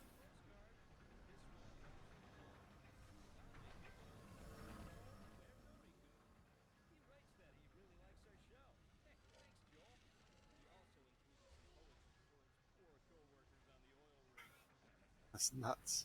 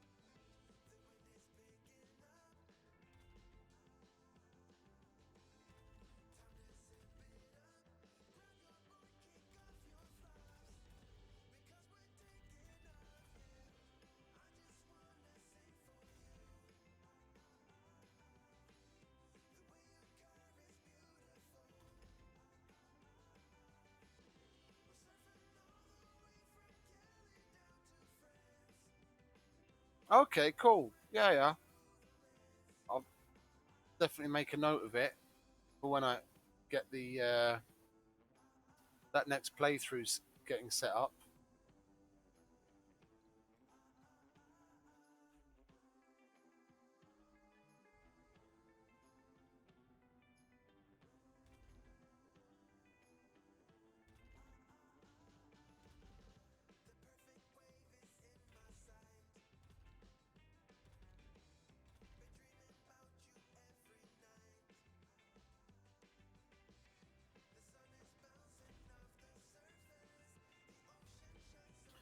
What do you need to?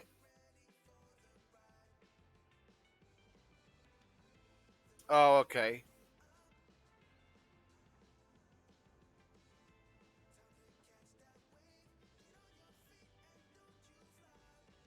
Well, if all you have to do is fire a colonist, and then the specialist will realise there's a slot open and he'll come, that's still way better than the way things are at the moment. Then all you ever really need to do is like right click on the colonist to fire him. You don't have to move them around all the time. They'll do that part themselves.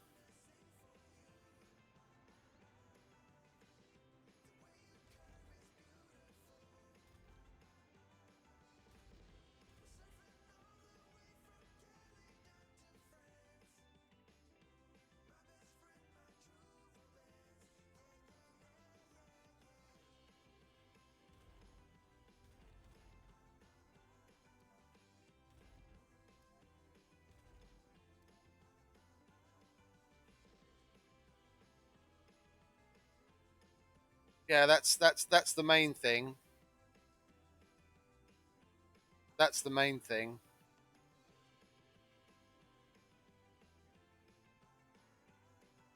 But when I close down I closed down the three domes that I had here one at a time as I was building the capital up. And one of the annoying things was it took them forever to get to the right place. I got rid of their jobs and their homes here and opened the jobs in the homes up there, and they started to move, but I still had to physically move a lot of them around.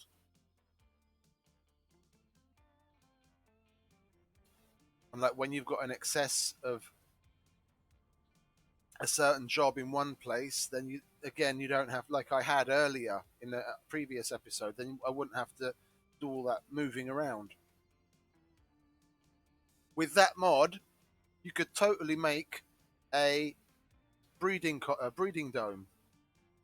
Yeah, you could just make sure that's set up with nurseries, with uh, schools and universities. Yeah, and basically have all of the services automated. Yeah, you'd need doctors in there, but then all you'd need is have everywhere else set that it doesn't allow children. Have the children only in that one dome, and then they all go there. And then when they're trained, they go off. The mod puts them where they're needed. It would be a hell of a lot easier to do Research complete. a breeding dome and not have to micromanage it.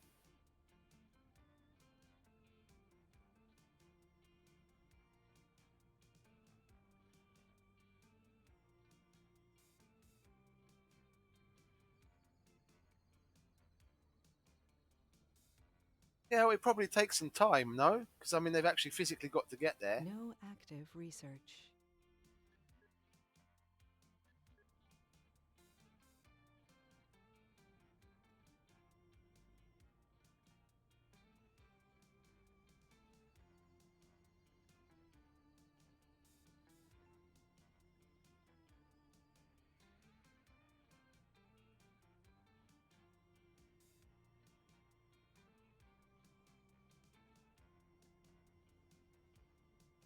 Oh,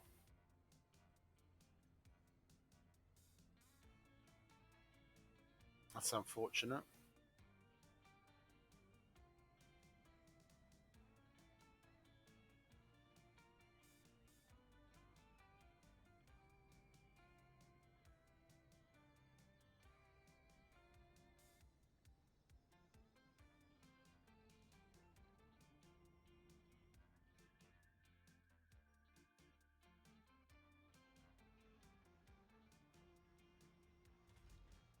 Well, that's unfortunate, and it sounds like it's actually not doing what it's supposed to.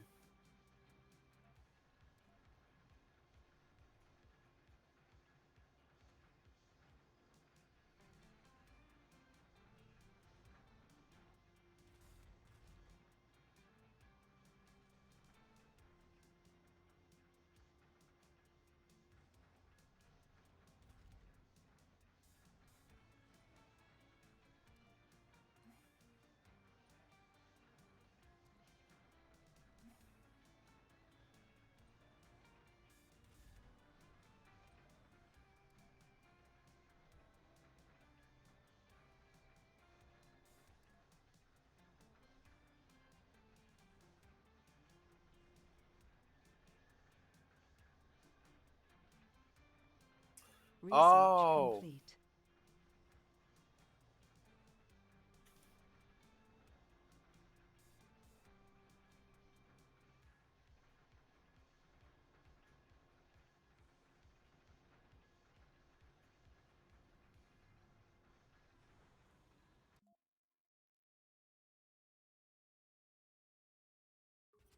there we go. Another seed vegetation. Oh man, I should have turned this speed up to maximum yesterday. Then I would have been done already. Free Earth Radio with Oh, Mike why and didn't I Mike fucking do this Hall, then? your host on the air. I'll give you $1 million tunes that are just too good to be true. Hyperspeed Airlines, the most popular and the most affordable airline there is. Last year, our planes traveled over 460 million miles. That's further from the Earth to Mars and back again, 4 times. Hyperspeed Airlines, Can you not do that, please? railway company. Can you not put them just in the middle of nowhere?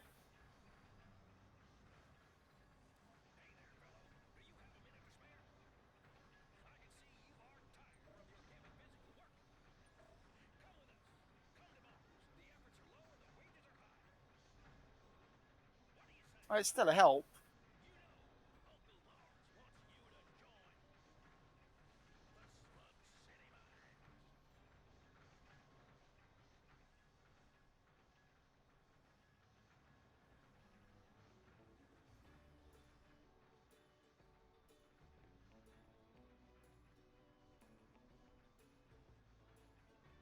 Yeah, that's the extra. That's the extra big one to make sure you don't have a ridiculous amount of extra people that you're never going to use.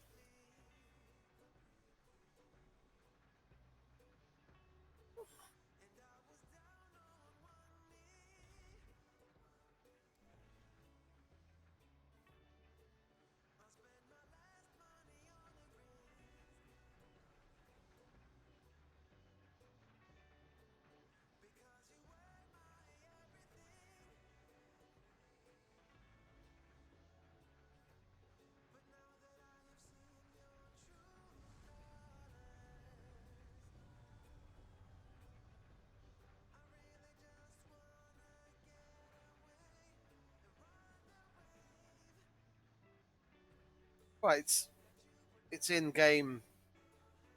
It's in game music content. These aren't like they're licensed by. If you can buy the Surviving Mars soundtrack, which I don't think you can, they'd be licensed by Paradox, and I'm playing the game. I know, but it's not. This isn't like main. This isn't. Uh, this isn't like normal mainstream music. If that was the case, let me have a look. If that was the case, then I'd have copyrights on my on both the you because I upload it to YouTube.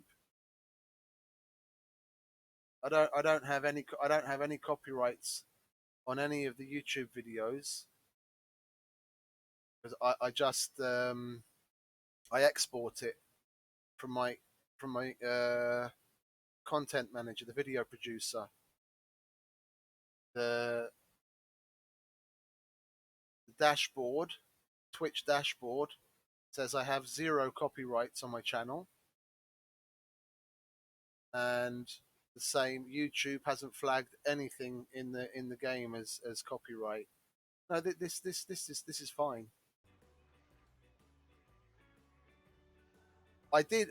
I got I got one on YouTube where Agamor and I were talking about classical music, and I went to YouTube and I brought up the two women singing an aria from an opera, and that like 1.5 minutes of the thing, it flagged the video for that, and I had the option to mute the audio there, and then the flag was gone, but it noticed that. So if any of the music from in game was a problem, it would have flagged all of it long time ago.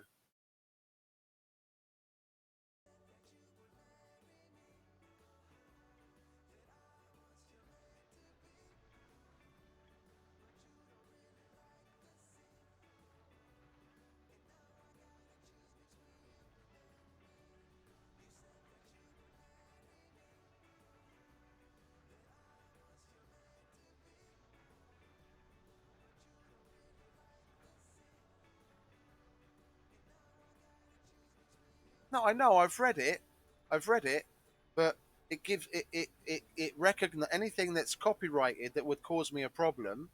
Even if like this is why I said YouTube hasn't said anything. Even if Twitch didn't recognize something, the YouTube algorithm definitely would. Because like I said, it was at No active the research. music Research complete. the music that I was playing when I was talking to Agamor was from a YouTube video. Yeah, I just brought the YouTube down onto my streaming screen so he could see it, and we were listening to like maybe a minute of opera music, and it picked up on that was copyrighted, but it hasn't picked up. I even streamed, what do you call it, Death Stranding, and there's a bunch of music in Death Stranding when you're in the personal, like when you're in your room in your base.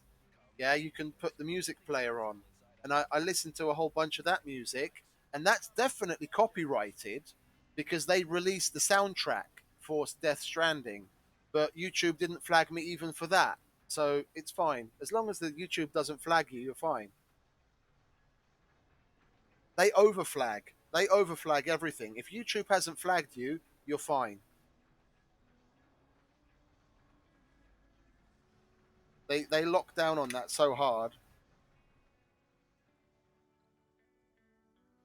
every time I finish a stream, the first thing I do is I go to the video producer, and then I put the episode, because whenever I do a stream, it's multiple hours, and for some reason, I still can't figure out why, but the 15-hour stream that I did yesterday, or, well, yeah, yesterday and earlier today, it split that up into 3 different parts, and they're all like random lengths. But anyway, I put them all into the collection. I've got a collection named Surviving Mars, and then I go to export to YouTube, and it automatically sets it to private, so it's not even a public video. I just want it there to archive it because it will disappear from Twitch in like 14 days. I just put it there to archive it, but even so, the YouTube algorithm runs across the video as it's processing it, and if there's anything copyright in it, it instantly flags it, always. I've got a bunch of stuff on there flagged. When I went to a Sting concert, I videoed some of the tracks, and I uploaded it to YouTube, and just so it's for my record, so I have a record of it, so I don't have to keep moving it from like hard drive to hard drive, and I won't lose it. And those always, no, it's automatic. No, no, no, no. It's the YouTube has an automatic system, and so does Twitch. That's how it was able to recognize the. I was actually quite surprised because opera music, I mean, in particular that one, by Dalib, that those are usually in the open domain, because it's like, after a certain number of years, there's very few uh, classical music songs that aren't in open domain. You're free to use those in a large number of cases, because after a certain number of years, it's still copyright, but because it's so old and it's so widespread, it's classified under a different flag. But it even picked up on that. So if it picks up on that, it would definitely pick up on the game music.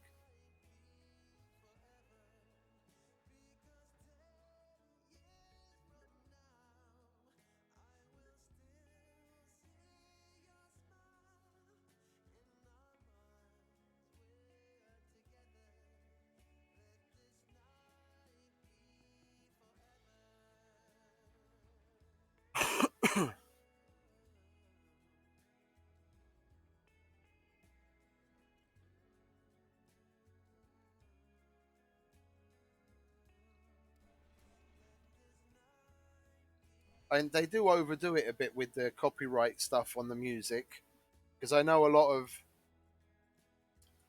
the Minecraft streamers, are one, well, people that make videos and stream Minecraft, but mainly the people that make videos on YouTube. Uh, you very very rarely hear anyone have the background music on, the original Minecraft background music on, because that will get you a flag. Ever since uh, Mojang was bought by Microsoft, the Minecraft music flags videos, which a lot of people are annoyed about because it's fucking ridiculous.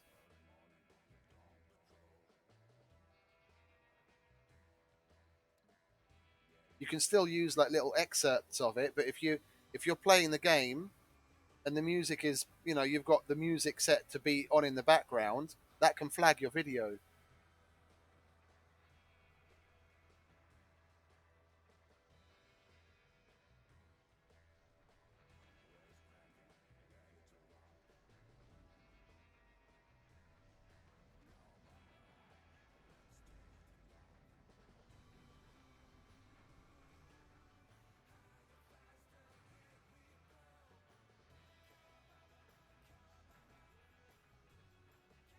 People can still, what is it?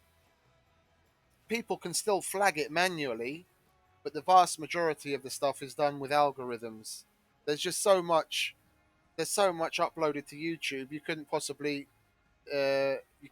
keep up with it doing things manually. The vast majority of it's done automatically.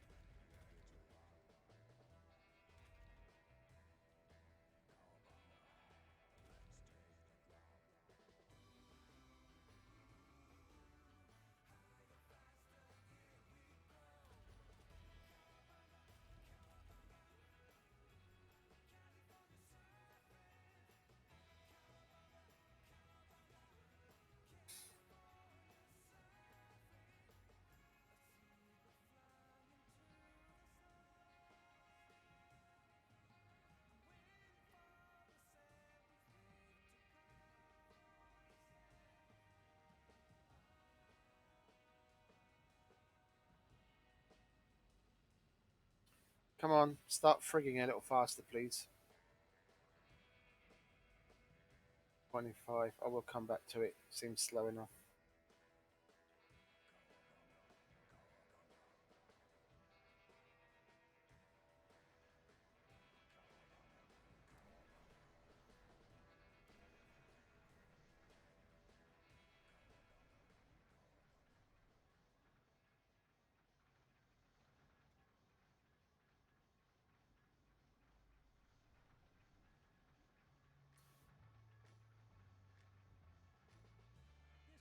This is Free Earth Radio, and I'm Jamie. I once read that the definition of luck is when opportunity meets preparation. That's so true. I mean, throughout our lives, we work hard to become better versions of ourselves. And sometimes, when we least expect it, a door opens and we get a chance. When it does, don't hesitate. Opportunity doesn't knock on your door. 86% vegetation. Opportunity to hear the Nearly theme there. song?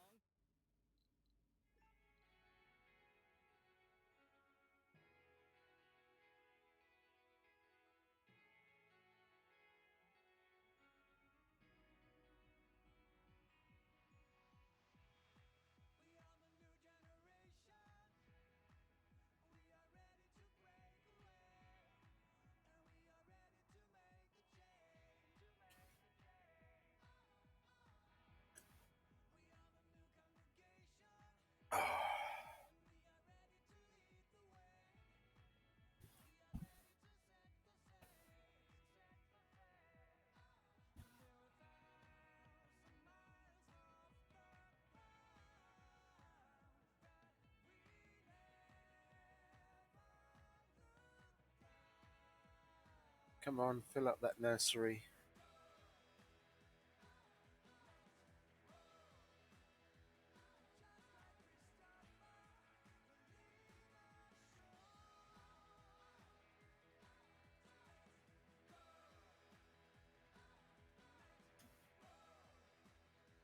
Yeah, I know, mate, but it's not going to be a problem with this. I know. I know.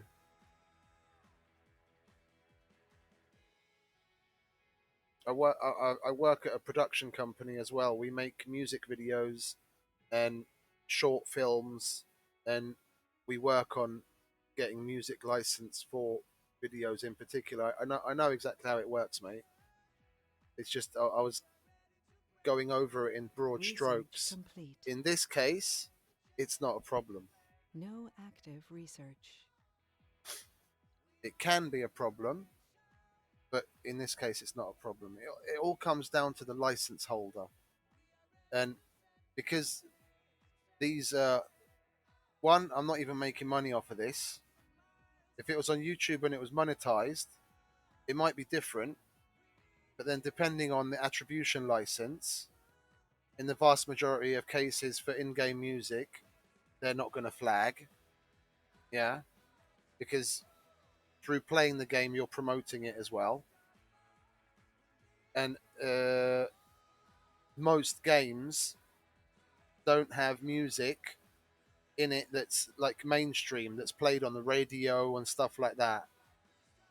More and more often, like with this Death Stranding, they put out the soundtrack, yeah, that you can buy it separately. But if I was to be streaming Death Stranding and I was sitting in my room listening to that music and basically a couple of the tracks played, it still wouldn't. Yeah, basically, yeah. But they don't do it because they're not idiots, because they don't want the entire gamer community getting at their throats and having a go at them about that as well. The music industry is different. If you, that's why I said the music in game, in the vast like 99% of the case, it's completely original music. Yeah, some games like I seem to remember, what is it, Tony Hawk's skateboarding game a while ago, and Dave Mirra BMX. They had mainstream songs in it, so they had things like songs from The Cure and the Beastie Boys and things like that. That's separately licensed, and that's different. But the vast majority of music, like this song that's going on in the back, well, and GTA, yeah, for example, That's got mainstream music in it. But even there, in a lot of the cases, they don't flag that stuff. They don't flag that stuff because it's it's a different grey area. Yeah, it's in a slightly different grey area, and it's I've forgotten what they call it in English.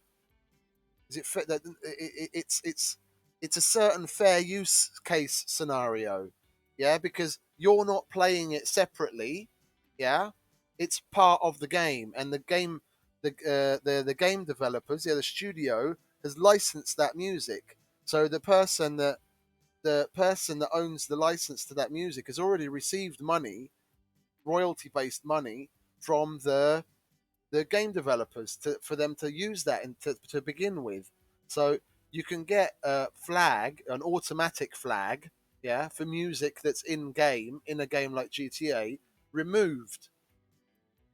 It's yeah, there's different levels of it. It is that's more or less the way it is. I'm not explaining it very well, but because there's different levels of the fair use. It depends on it depends a lot on the context, and you can get what you call it. You can get music labels, yeah, and people that are license holders that are complete dicks, yeah, and they'll just flag everything, yeah. But thankfully, things like that are slowly starting to change.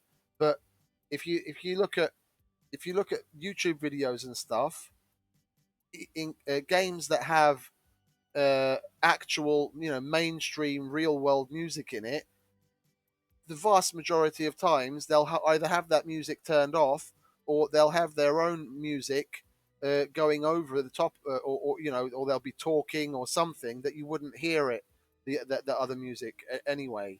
So they try and work around it in cases where the license holder is an asshole.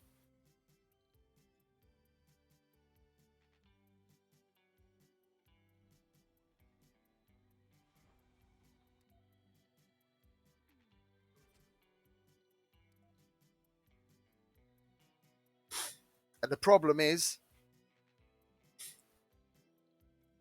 for everyday people to license songs, even just like we made a short video, like a short film um,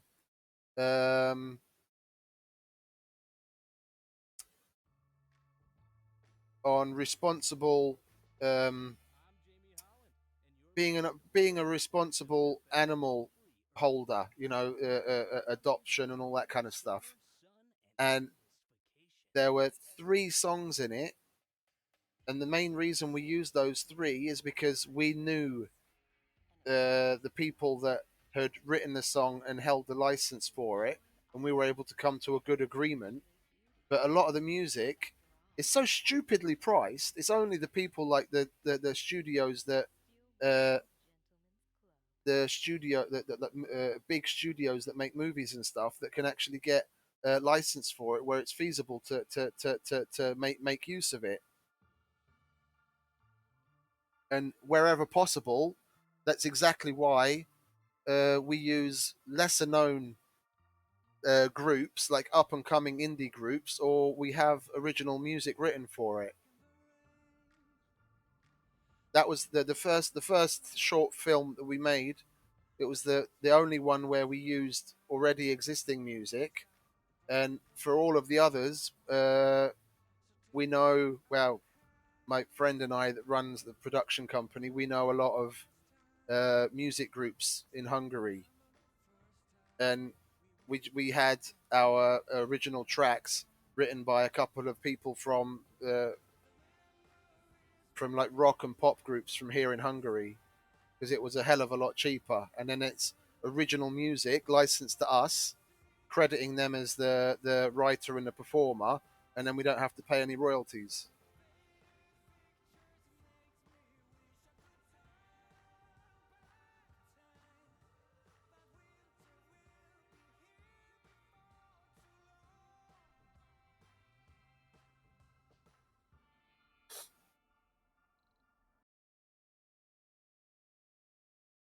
Let me see.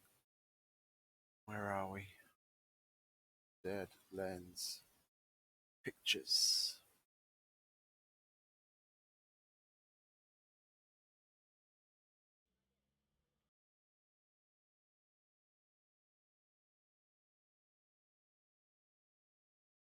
That's the first short short picture that we made.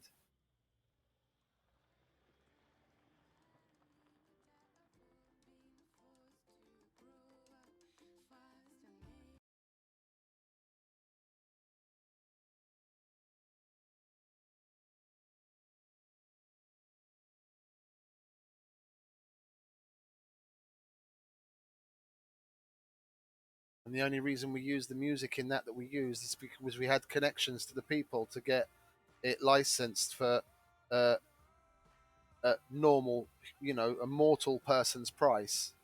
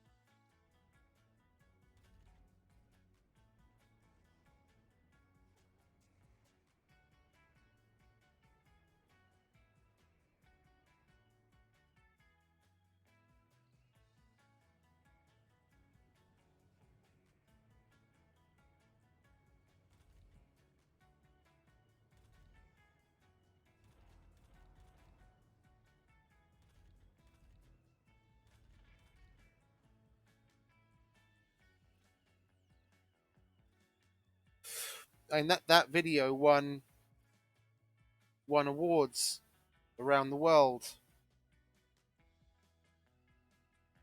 If we'd been able to travel there, then we were going to go. That they had like like the Society for Protection of Animals or whatever they have in Brazil. They have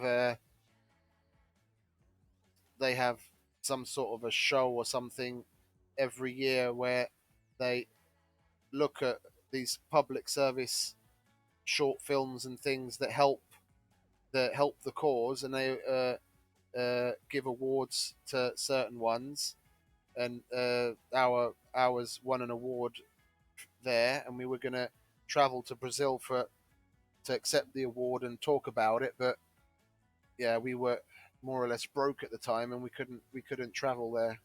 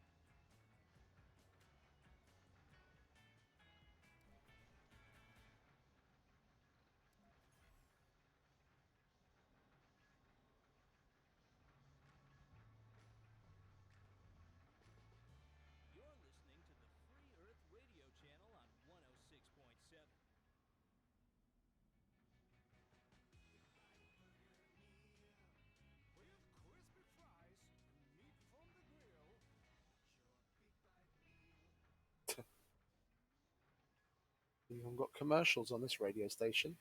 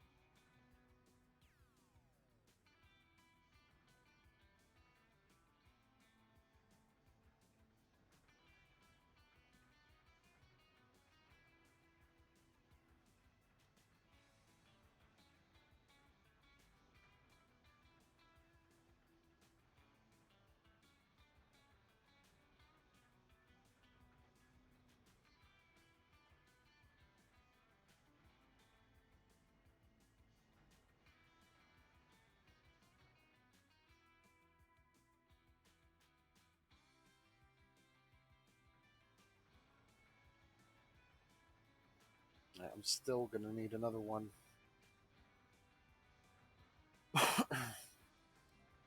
Where would one of the last ones be Research placed? complete.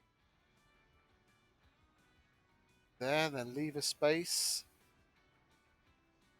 And there. And then leave a space and there. So that's where one of the final ones would be placed anyway. No. Temporary collect it to that for power. And I can't place the one above that because those are in the way. Well, at least that one's a final position.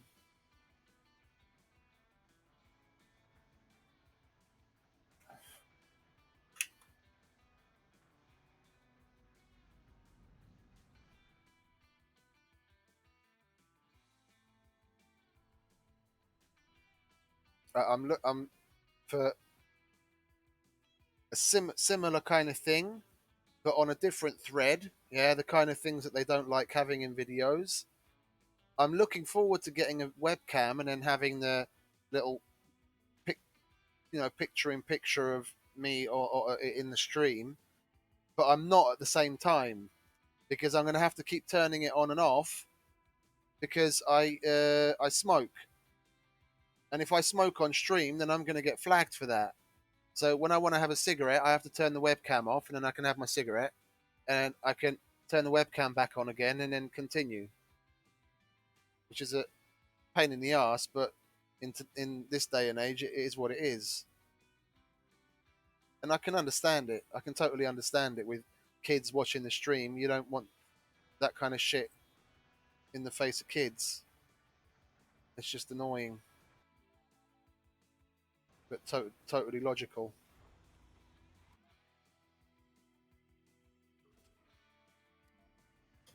No active research. Research complete.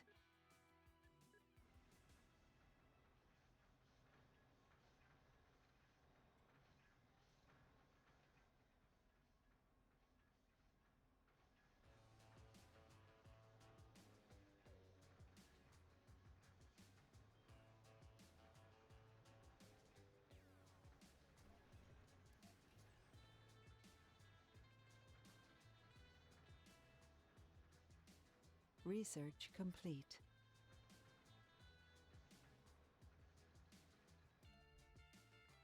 Damn, this research is going fast. I was under 100 billion last time I checked, and it's 124 now. I cranked up the speed. Now everything's getting done really quick. No, I know. That's what I meant. That's what I meant. It because the video game developers, or whoever is the main thing, parent of the video game, whatever, they license that kind of music from the license holder to begin with, so they've got their money for it, and because then it becomes in-game music, even though it's mainstream, it is in a bit of a fair use grey area. I don't because under fair use, there's a whole bunch of different categories. Yeah, just to say fair use, yeah, you're right. It's fair use isn't necessarily like that, not in all cases, because there's a whole bunch of different fair use categories. And because of the way that the music is licensed, it falls into like a grey area. And in the vast majority of times, they'd rather not deal with it because they just cause more problems for themselves and they come off looking like douchebags. And to piss off gamers, the way the gaming industry is even worse than pissing off Star Wars fans. And Disney seem to be doing enough of that as it is anyway.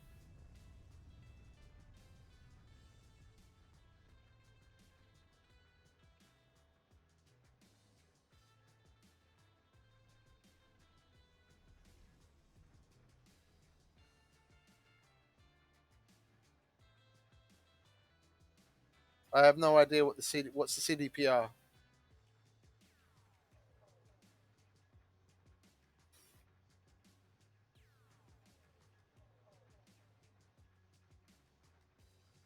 Is that some Center for Data Protection or something?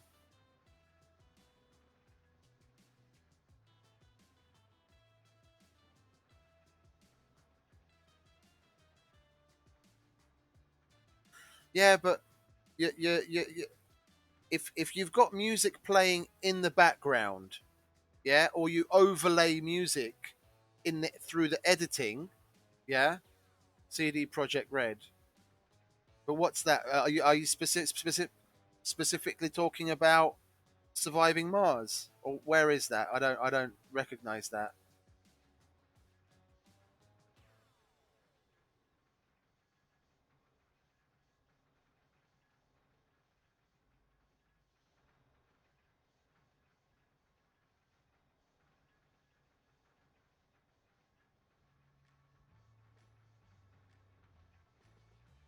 Okay, so see there, they've actually done something so that the streamers and people that want to make videos have an option. Yeah, so they've cut out the grey area. They've said, look, if you want to do this, use this music, otherwise you might get copyrighted. That's very proactive. That's really good. That's proactive. They've taken into consideration that people are going to be doing that with their game, and they don't want to get into the battles, the copyright battles over the music. That's a great solution. That cuts out a lot of grey area. Yeah, but it's like extremely rare that anyone does that kind of shit.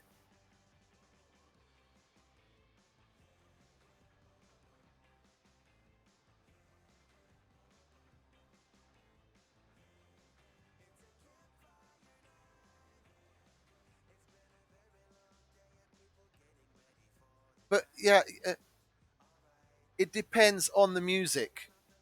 It depends on the music. Like I said, this is a completely original work. It's probably been released somewhere. No, I know, I know, I know, I know. I'm not talking about sounds. I'm talking about songs as well. It really comes down to the songs.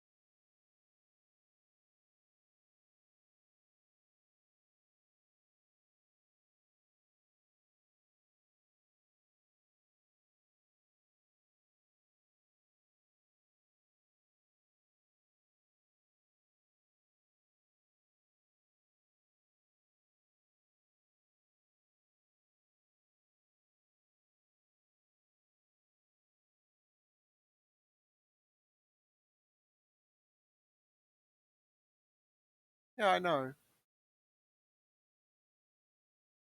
I've had to deal with it in the making of our own videos. Yeah, I just gave it a quick Google, and there's a Reddit post, and it says that someone says similar to what I was saying. Yeah, that it's all their music. I would think it's all copyrighted by the game studio. If not, then they are licensing it and the artists hold the rights.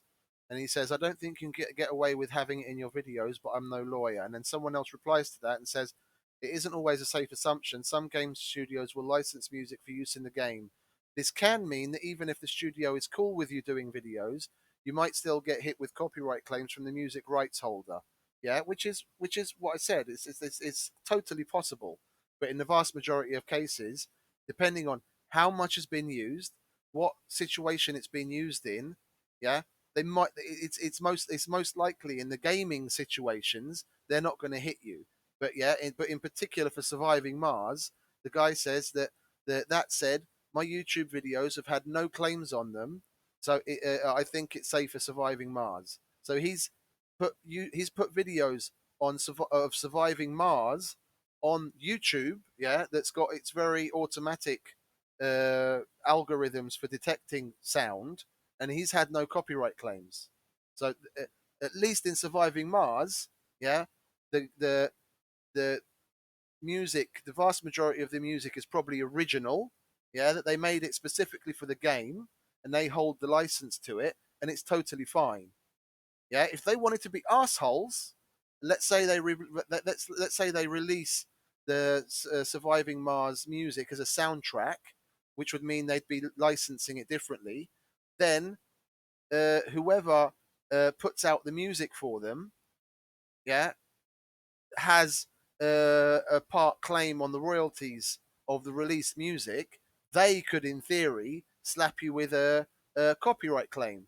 But I doubt they'd do that because then they'd be causing problems for the game developer, which the game developer didn't want to begin with.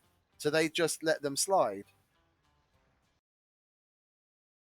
When it comes to in-game music, it's a an even bigger grey area than normal music, and in for original. This I have to say, I have to stress this for original in-game music.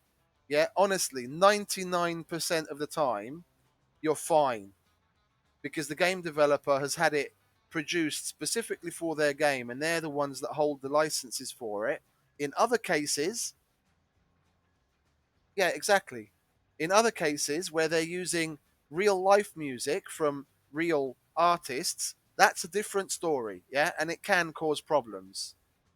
But the majority of games use their own original music and score.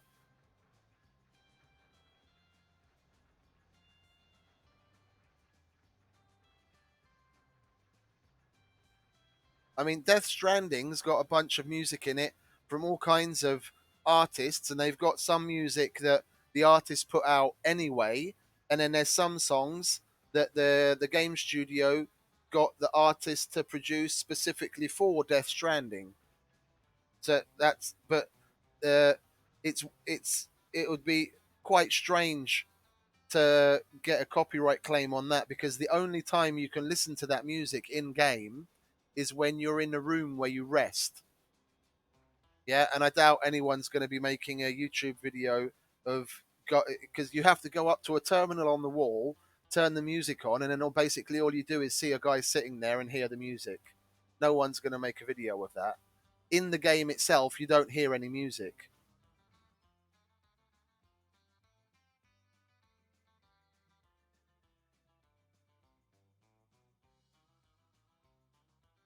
Oh, two more vegetation. Yes, please. Then I'd be at 98%. Where's that expedition? Let's send them there quickly.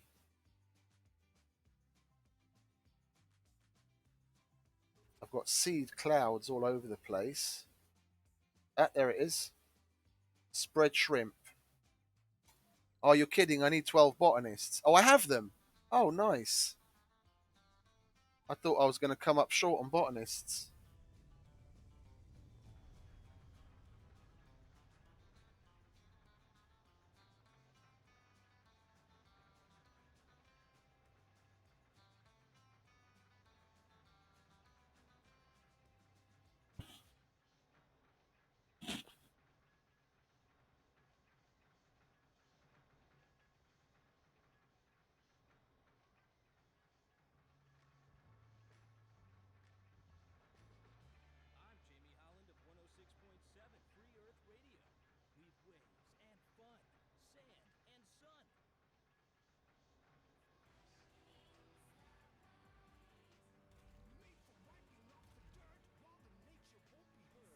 32. Let's call it 700,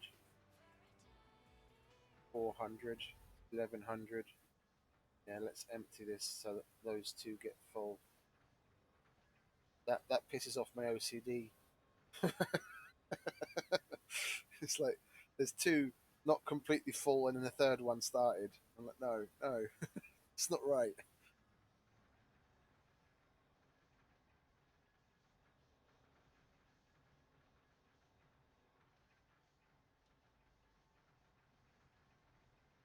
Yeah, exactly, exactly. I mean, look at what's his face, uh, Jacksepticeye. When he streamed Subnautica, that gave them such a boost to show that that they probably paid him, to be quite honest, yeah, so that as well, but to show their appreciation, there's a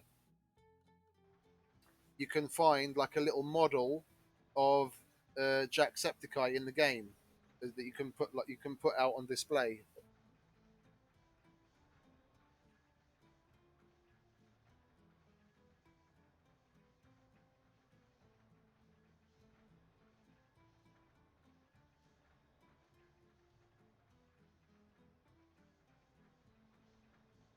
Yeah, and they're making the pirating of games harder and harder. I mean, obviously it's still done, but they're making it harder and harder with like the online checks and everything. Obviously, there's always going to be ways around it, but fewer and fewer people really do that anymore.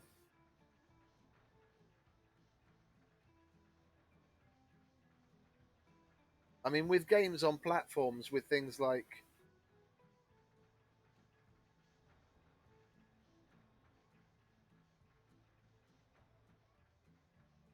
really, I didn't know. I wouldn't know. I didn't know that. But what I was saying that the with platforms like Steam and Epic, and with the games going on sale or being free or being relatively, in comparison to a lot of console games being relatively cheap, I can see fewer and fewer people would want to have to go through the hassle of downloading it and then doing all the cracks and all that kind of stuff.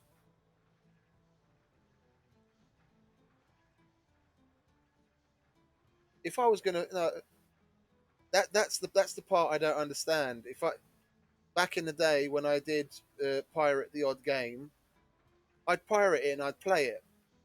I wouldn't feel the need to then go out and buy it. I was like, I'd complete it, I'd have my fun, I'd be great with it, and then that's it. I pirated it so that I wouldn't have to pay the money. Just because it's good, I'm not going to go out and buy it because there's no difference. I'm still playing the full game, getting the total experience, and once I've had my fun, I've had my fun, and at least I've had it for free. I never understood that correlation between uh, pirating and sales. Where if it was a good game, then pirating could actually be good for it. I see it being bad for it across the board.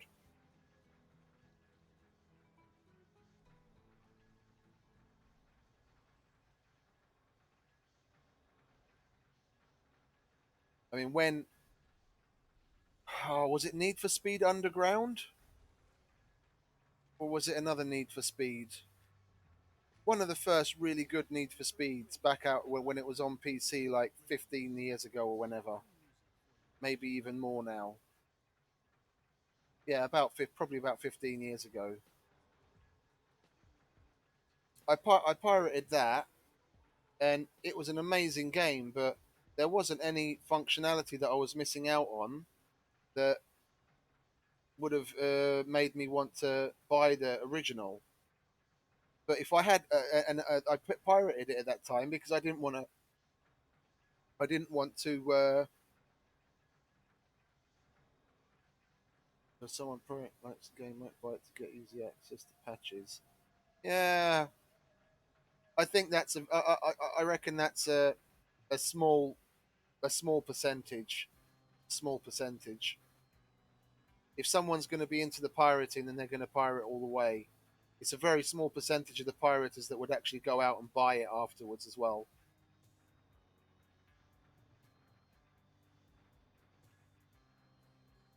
Like, the reason I pirated it is because I was skint and I didn't want to pay, whatever it was back then, 40, 50 euros for a game.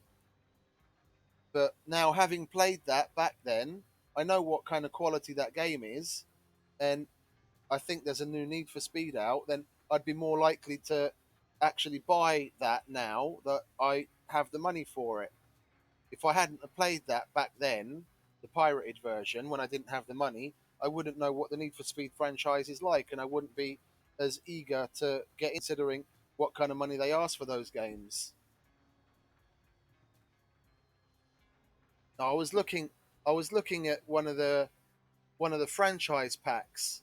I can't remember which one it is, but it's got like all of the games in the franchise. It's one of those discography kind of collections where it's got everything that's that's come out, and it was 900 and something euros.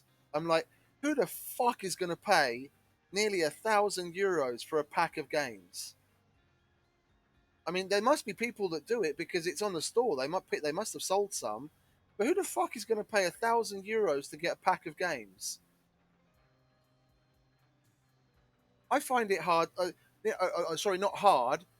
I find it going against my principles to have to pay 40 or 50 euros for a game, and I'd rather wait, even if it. Okay, for Icarus, yeah, and Death Stranding, they're the kinds of things that, because of the level of person that, yeah. No, it's a big package of games. Yeah, I don't know how many of it is, but it's probably more than 10. But still, the vast majority of them are older games. Yeah, so maybe like two or three in the pack are newer games, and the rest is just the older versions of the game, and they sell it in one big package with a bunch of DLC and stuff, uh, as like a collector's edition that you have everything in one go. But that's still stupid expensive. I'd never spend that kind of money on that kind of thing. Never.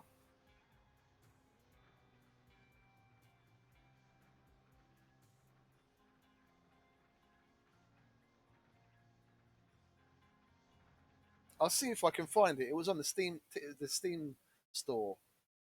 I was looking at it, and I swear to God, I took a double take and had to look again and see, did I see that right? Because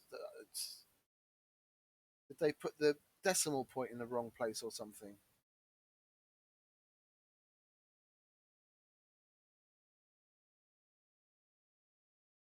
Yeah, look, I just googled or searched on Steam out of curiosity, Call of Duty Black Ops 3. Yeah, the Zombie Chronicles edition is €60. Yeah, and then the Zombie Deluxe. I don't know what's different. Yeah, it's €100 for one game. I'm not paying that money for a game. They must be fucking off their rocker. I didn't pay €100 for the uh, super limited edition Fallout 4 collector's box that has collectibles, like physical collectibles in a box. I didn't pay that much money for that. I'm not going to pay €100 just for the game. But look, here we go. This must have been it.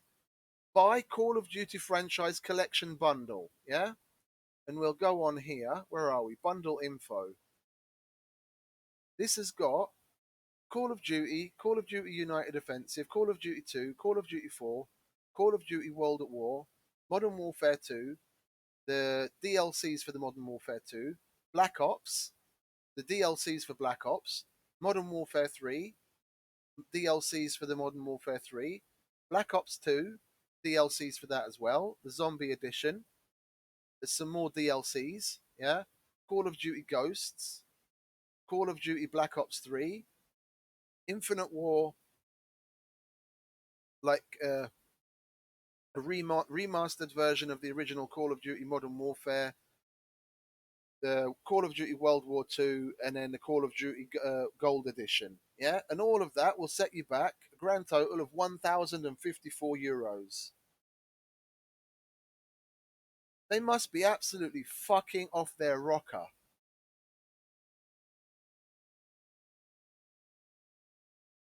Absolutely fucking crazy. Yeah, and you can buy them all separately. You know, a lot of them are like €20 or €30, and as you get closer and closer to the new ones, they're more like 50 and €60. But I'm not paying that much for a game. Yeah, they are. Yeah, they are. They're just updated by the level of graphics, and a lot of them have a single player mode where it's got like a story where you have to go through, progress through a mission, but it's relatively easy to complete that and not very long. And then it's got the multiplayer thing for it. Yeah, that's stupid.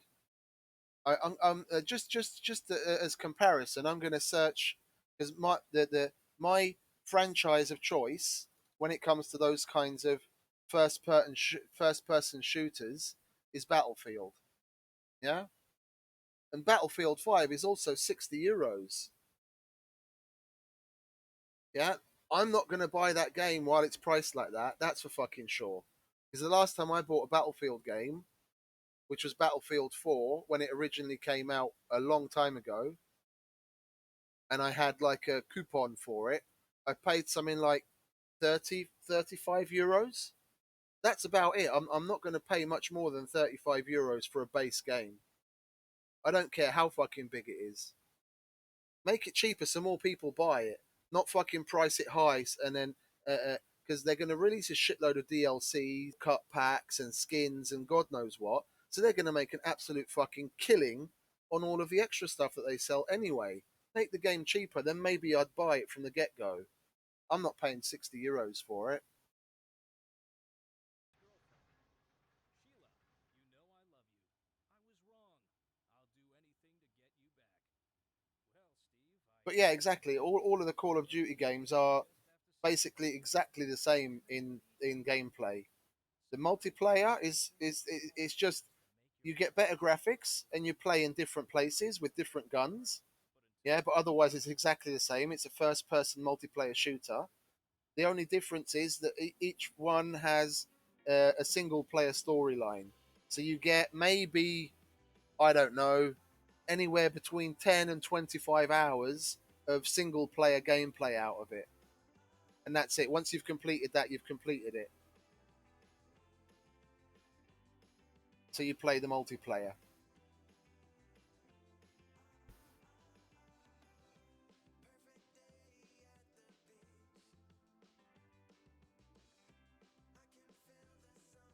Oh, they do. If they don't pump out several uh, main games a year, yeah, they'll put out maybe two main games, and then in between there'll be a shit ton of DLC. They just constantly they get the platform, yeah. They get a relatively new platform just almost every year, and then they'll just make DLC for it to extend its life. They concentrate more on that,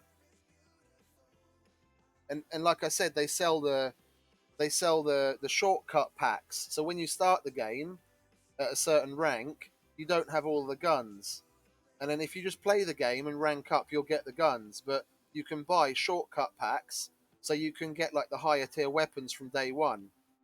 And a lot of people buy them because they're fucking losers with more money than sense. Everyone's free to do whatever they want, but that's my personal opinion on it, and I hold that quite strongly because I'm an old school gamer. I'm used to playing a game and playing it to earn certain achievements. Yeah, if I haven't played the game to earn it, then it's not worth it to me.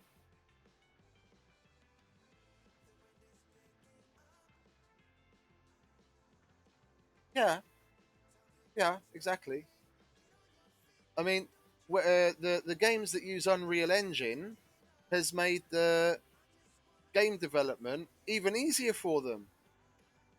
If they've got the basic platform down, all they're doing is getting digital artists to make new fucking skins for things. Almost, that's what this is more or less what it comes down to. They'll record new sounds for the guns and environmental sounds, and they'll make new maps and stuff like that. But they don't have to do a huge bulk of work.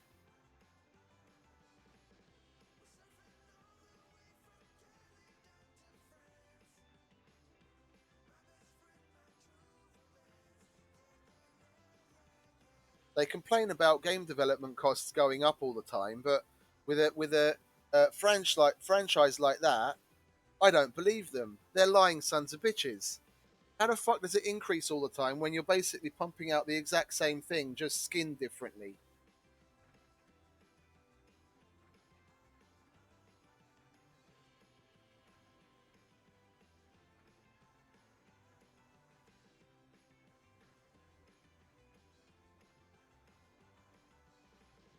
Yeah, it's the same thing on the larger scale. It just comes down to what engine they're running.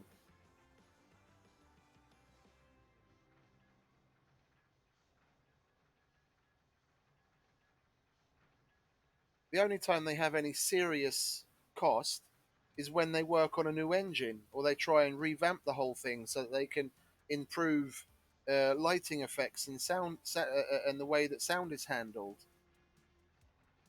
Once they've got a decent game engine up and running, it's, you know, in the grand scheme of things, it's relatively easy. No, I know, but that's what I'm saying. Once they've got that engine up and running, then it makes everything a hell of a lot easier.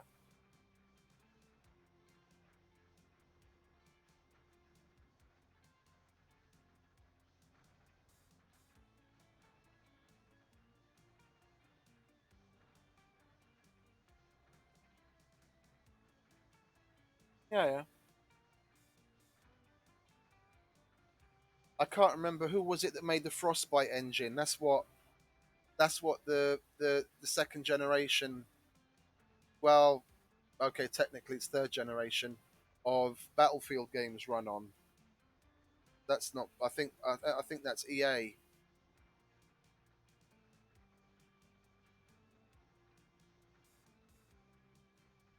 Oh, this could be it, and then we'll be finished. I've got one more seed the vegetations. Oh yes. Oh yes. That's Dice. Okay, yeah, yeah. But EA is the license holder of the franchise, if I remember correctly. It's just they use Dice is the developer and EA is the publisher, I think.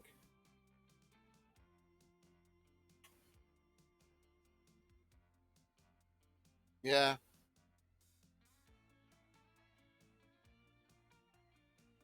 for sure. EA Sports. It's in the game.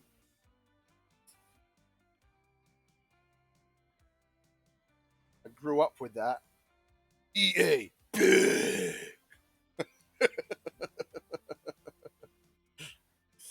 And all the different variations on a theme.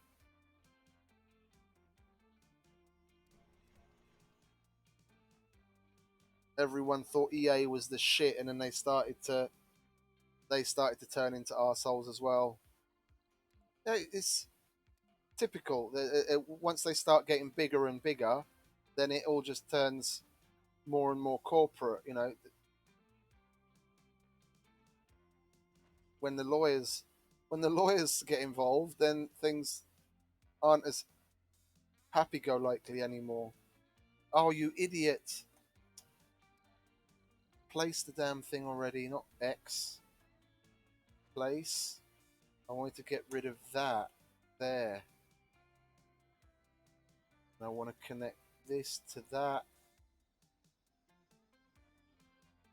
I'm still going to need 2 more storages for seeds. I wish I could like drop a bomb on these seeds or something, honestly.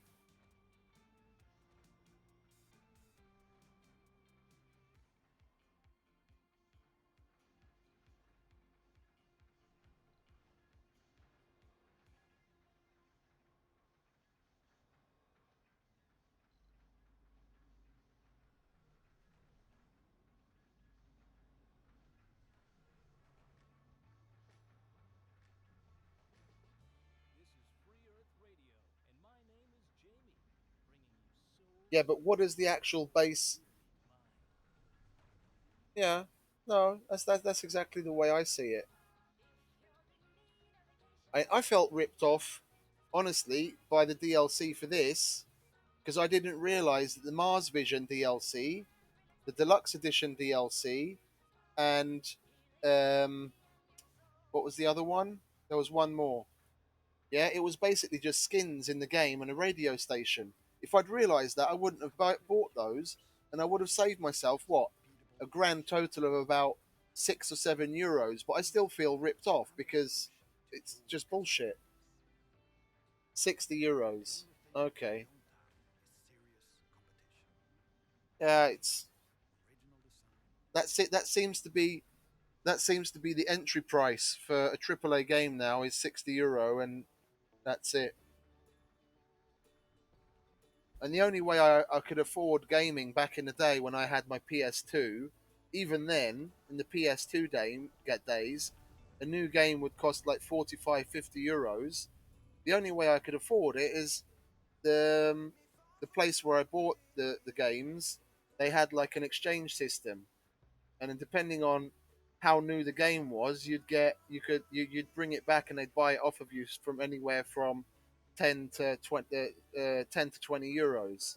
So I'd buy a AAA game, play it, complete it, and then go and sell it back to them for 20, and then I'd get another one for something else. I wouldn't know. Look, for a game to be worth, if we take like a single player game where you've got a storyline, yeah, where you go along and you complete quests and there's an ending, like Fallout, for example, or like Death Stranding, the game needs to have a minimum, as far as I'm concerned, a minimum of 150 hours worth of gameplay for me to consider paying €60 for it. If it's any less than that, then I feel ripped off. And a lot of games position their single player game playthrough at anything between like 20 and 40 hours. Death Stranding, I completed quite quickly, and I completed that in 105 hours. No, the playthrough. You start a game and then you go to the end. Yeah, so one playthrough. If that takes less than 100 hours, yeah, and they're asking €60 for it, they can get stuffed as far as I'm concerned.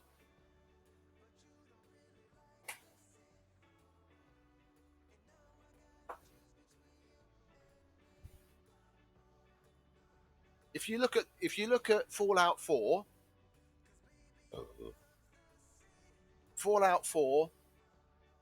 if you don't do any of the side quests, yeah, you just do the main quests, and I'm not talking about a speed run, just going about the game and doing the main quests only to complete it.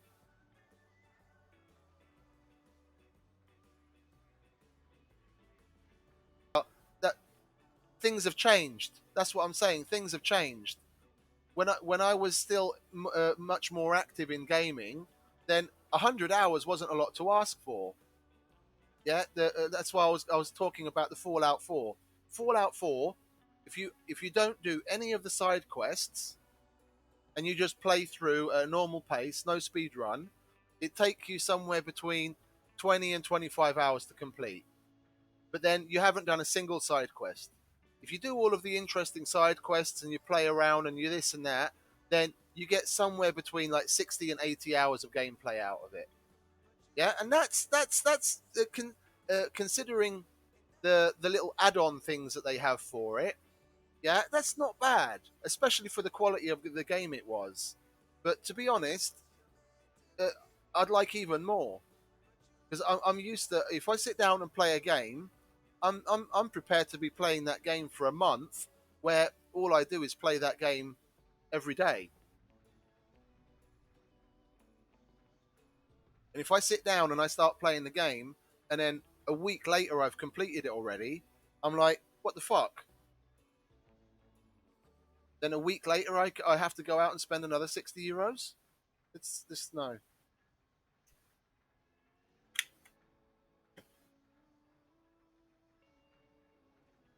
I guess that's the main reason why I started to get into a lot of these sandbox and survival games and building, because those are basically limitless.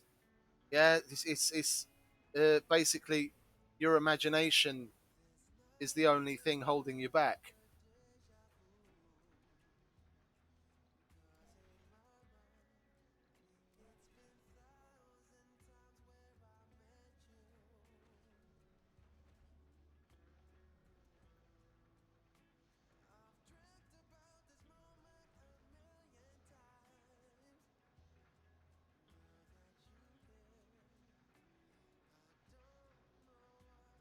First person shooters are a little different story because of the way that they work, like because of the you go on a server, you play around, and then it's done, and then you can start another round.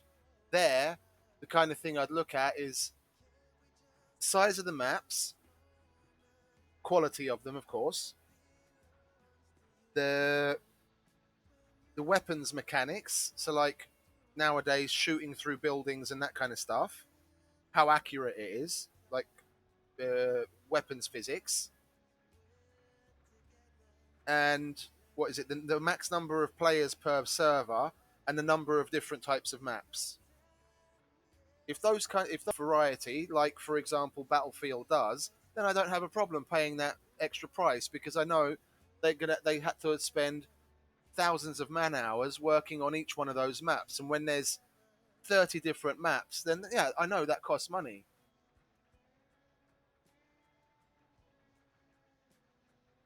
Yeah, yeah, yeah. Sandbox games and other what is it? Survival games are different because there's not necessarily a limit on the end of the game.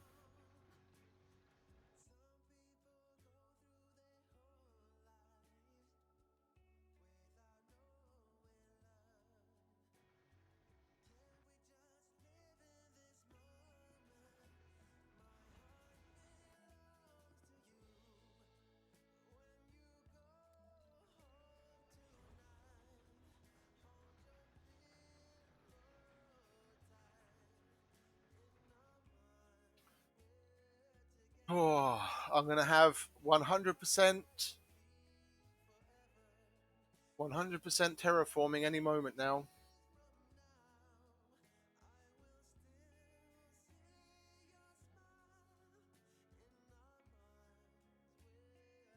Oh, I've never heard of that one.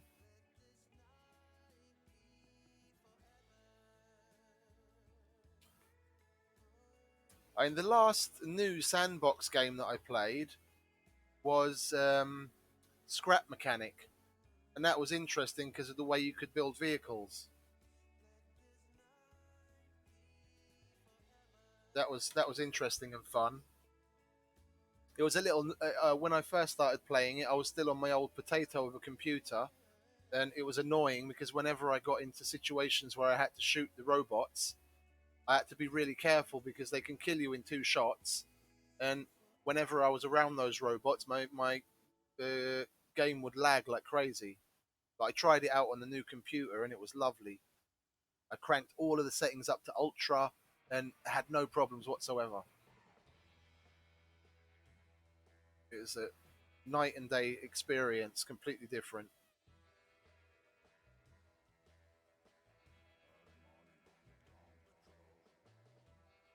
Oh, but going back to like the price of games and the franchise and the type of game, Half Life. Yeah, the Half-Life franchise, the Half-Life 2 and etc. That's another one that's different. The amount of gameplay you can get out of that game is it's nuts, and the quality that that game was at for its time period was amazing. But there's certain game types and franchises where I can't stomach the higher cost. I don't understand it. Everyone's open to the what whatever they deem fit for what they want to spend on things, what kind of a budget they have, and what they find acceptable. To me, it's not. I'll definitely pick and choose more carefully what it is that I'm going to play, and I'm not gonna get a game to try out just because it's €5 because a bunch of people say it's fun. If I'm going to buy it for €5, even though it's only €5, I want to get some fun out of it. I'm not gonna spend that money as like a throwaway just to see what it was like.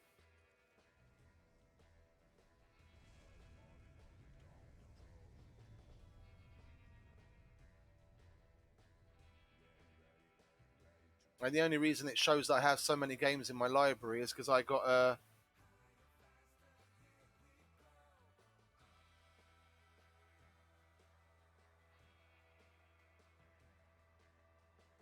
Yeah, it all comes down to it all comes down to how much time you get out of a playthrough and whether it's addictive enough to get you to play it through multiple times.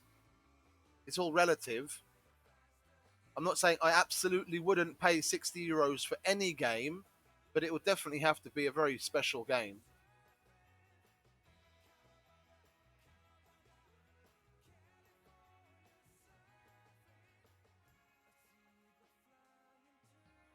Milestone achieved. Yes, there we go. 100% terraforming.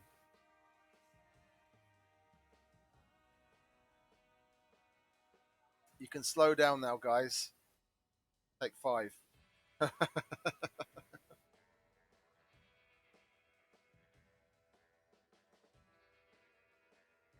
We have a green planet. Look at that. Nice little blue, red, green, and blue marble.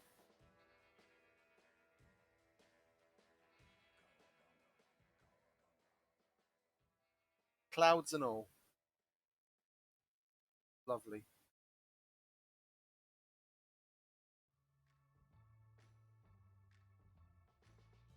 You're listening to Free Earth Radio on 106.7 FM. Oh, at last. Providing you a fitting So what? soundtrack If I to the add, fabulous life you're living. I streamed for a little over 15 hours yesterday, and then the 4 and 3/4 hours now. That's 90, 20 hours.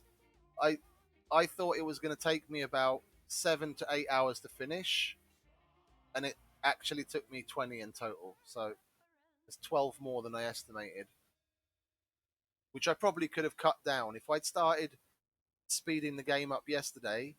Yeah, if I'd put the game speed up yesterday, I probably would have had it done yesterday. But I try and stay away from the game speed options. I only use it in rare cases.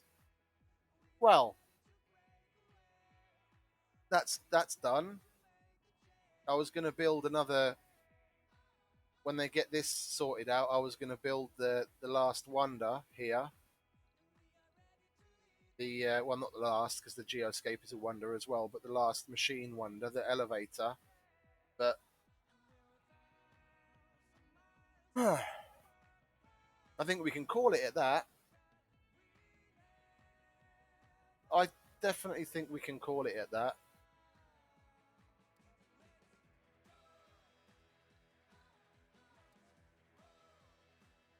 Stream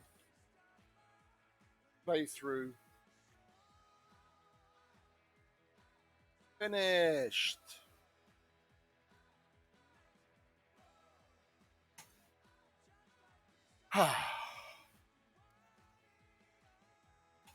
And that's that.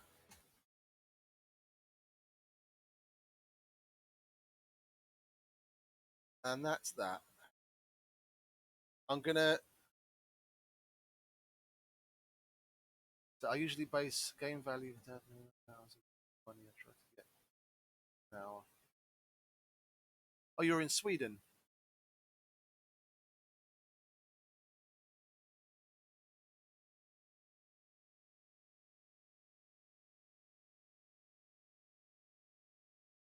Yeah, no, I have the same kind of thing. It's just on a slightly different scale.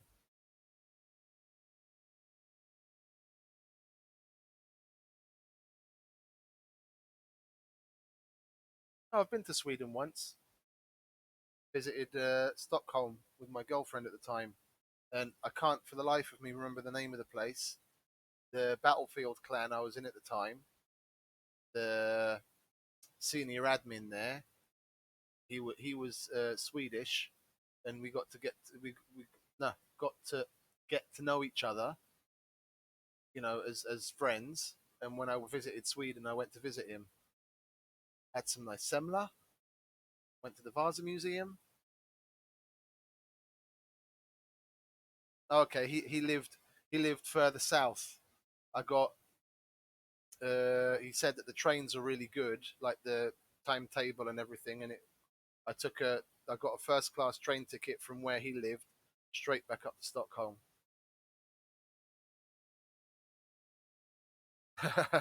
Okay.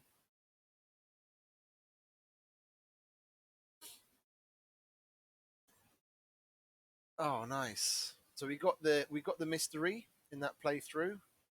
Completed the artificial intelligence. We didn't get any others, did we? No. We have to see what achievements we can work at getting. Maybe we can put a little cherry on top. If I'm lucky enough to get the breakthrough for the bio robots, that's an option. Oh, we'll see.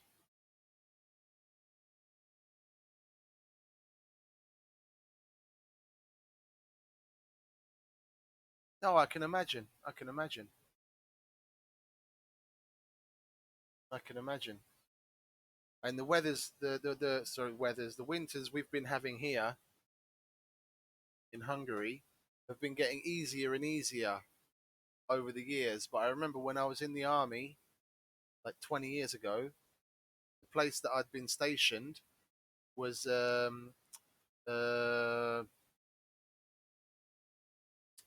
what do they call it? I can't even fucking speak.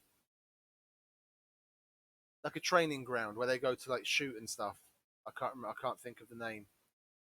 For they take like APCs and tanks there as well, and they had these huge uh, targets out that were moved by motors, and they had they had us posted around the main entrance points of the of those fields to keep an eye on the the equipment.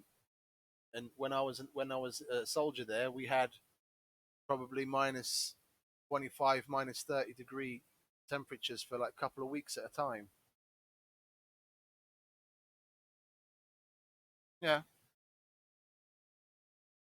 and for us, it used to be heavier and heavier. I can't remember the last time we had more than 5 centimeters of snow. Like it's easily 20 years ago that we had like a serious amount of snow. The winters here have just been getting easier and easier and easier every year.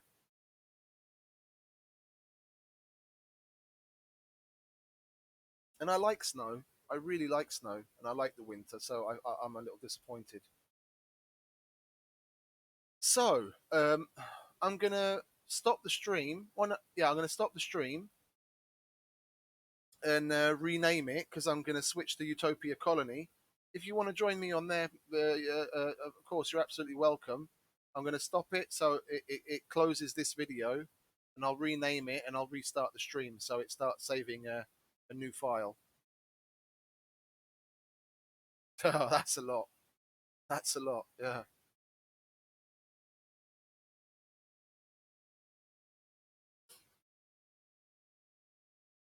Okay.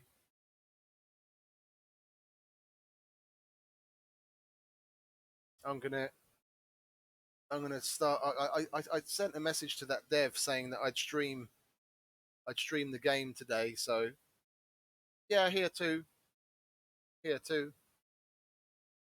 But I'm on duty until Monday morning at 5 o'clock, so I'm up. Yeah, you too. Thanks for stopping by again. And uh,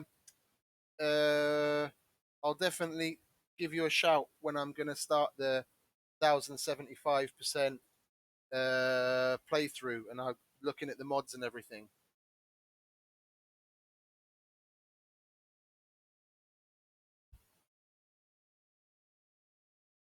Well, have a good one. I'll see you next time.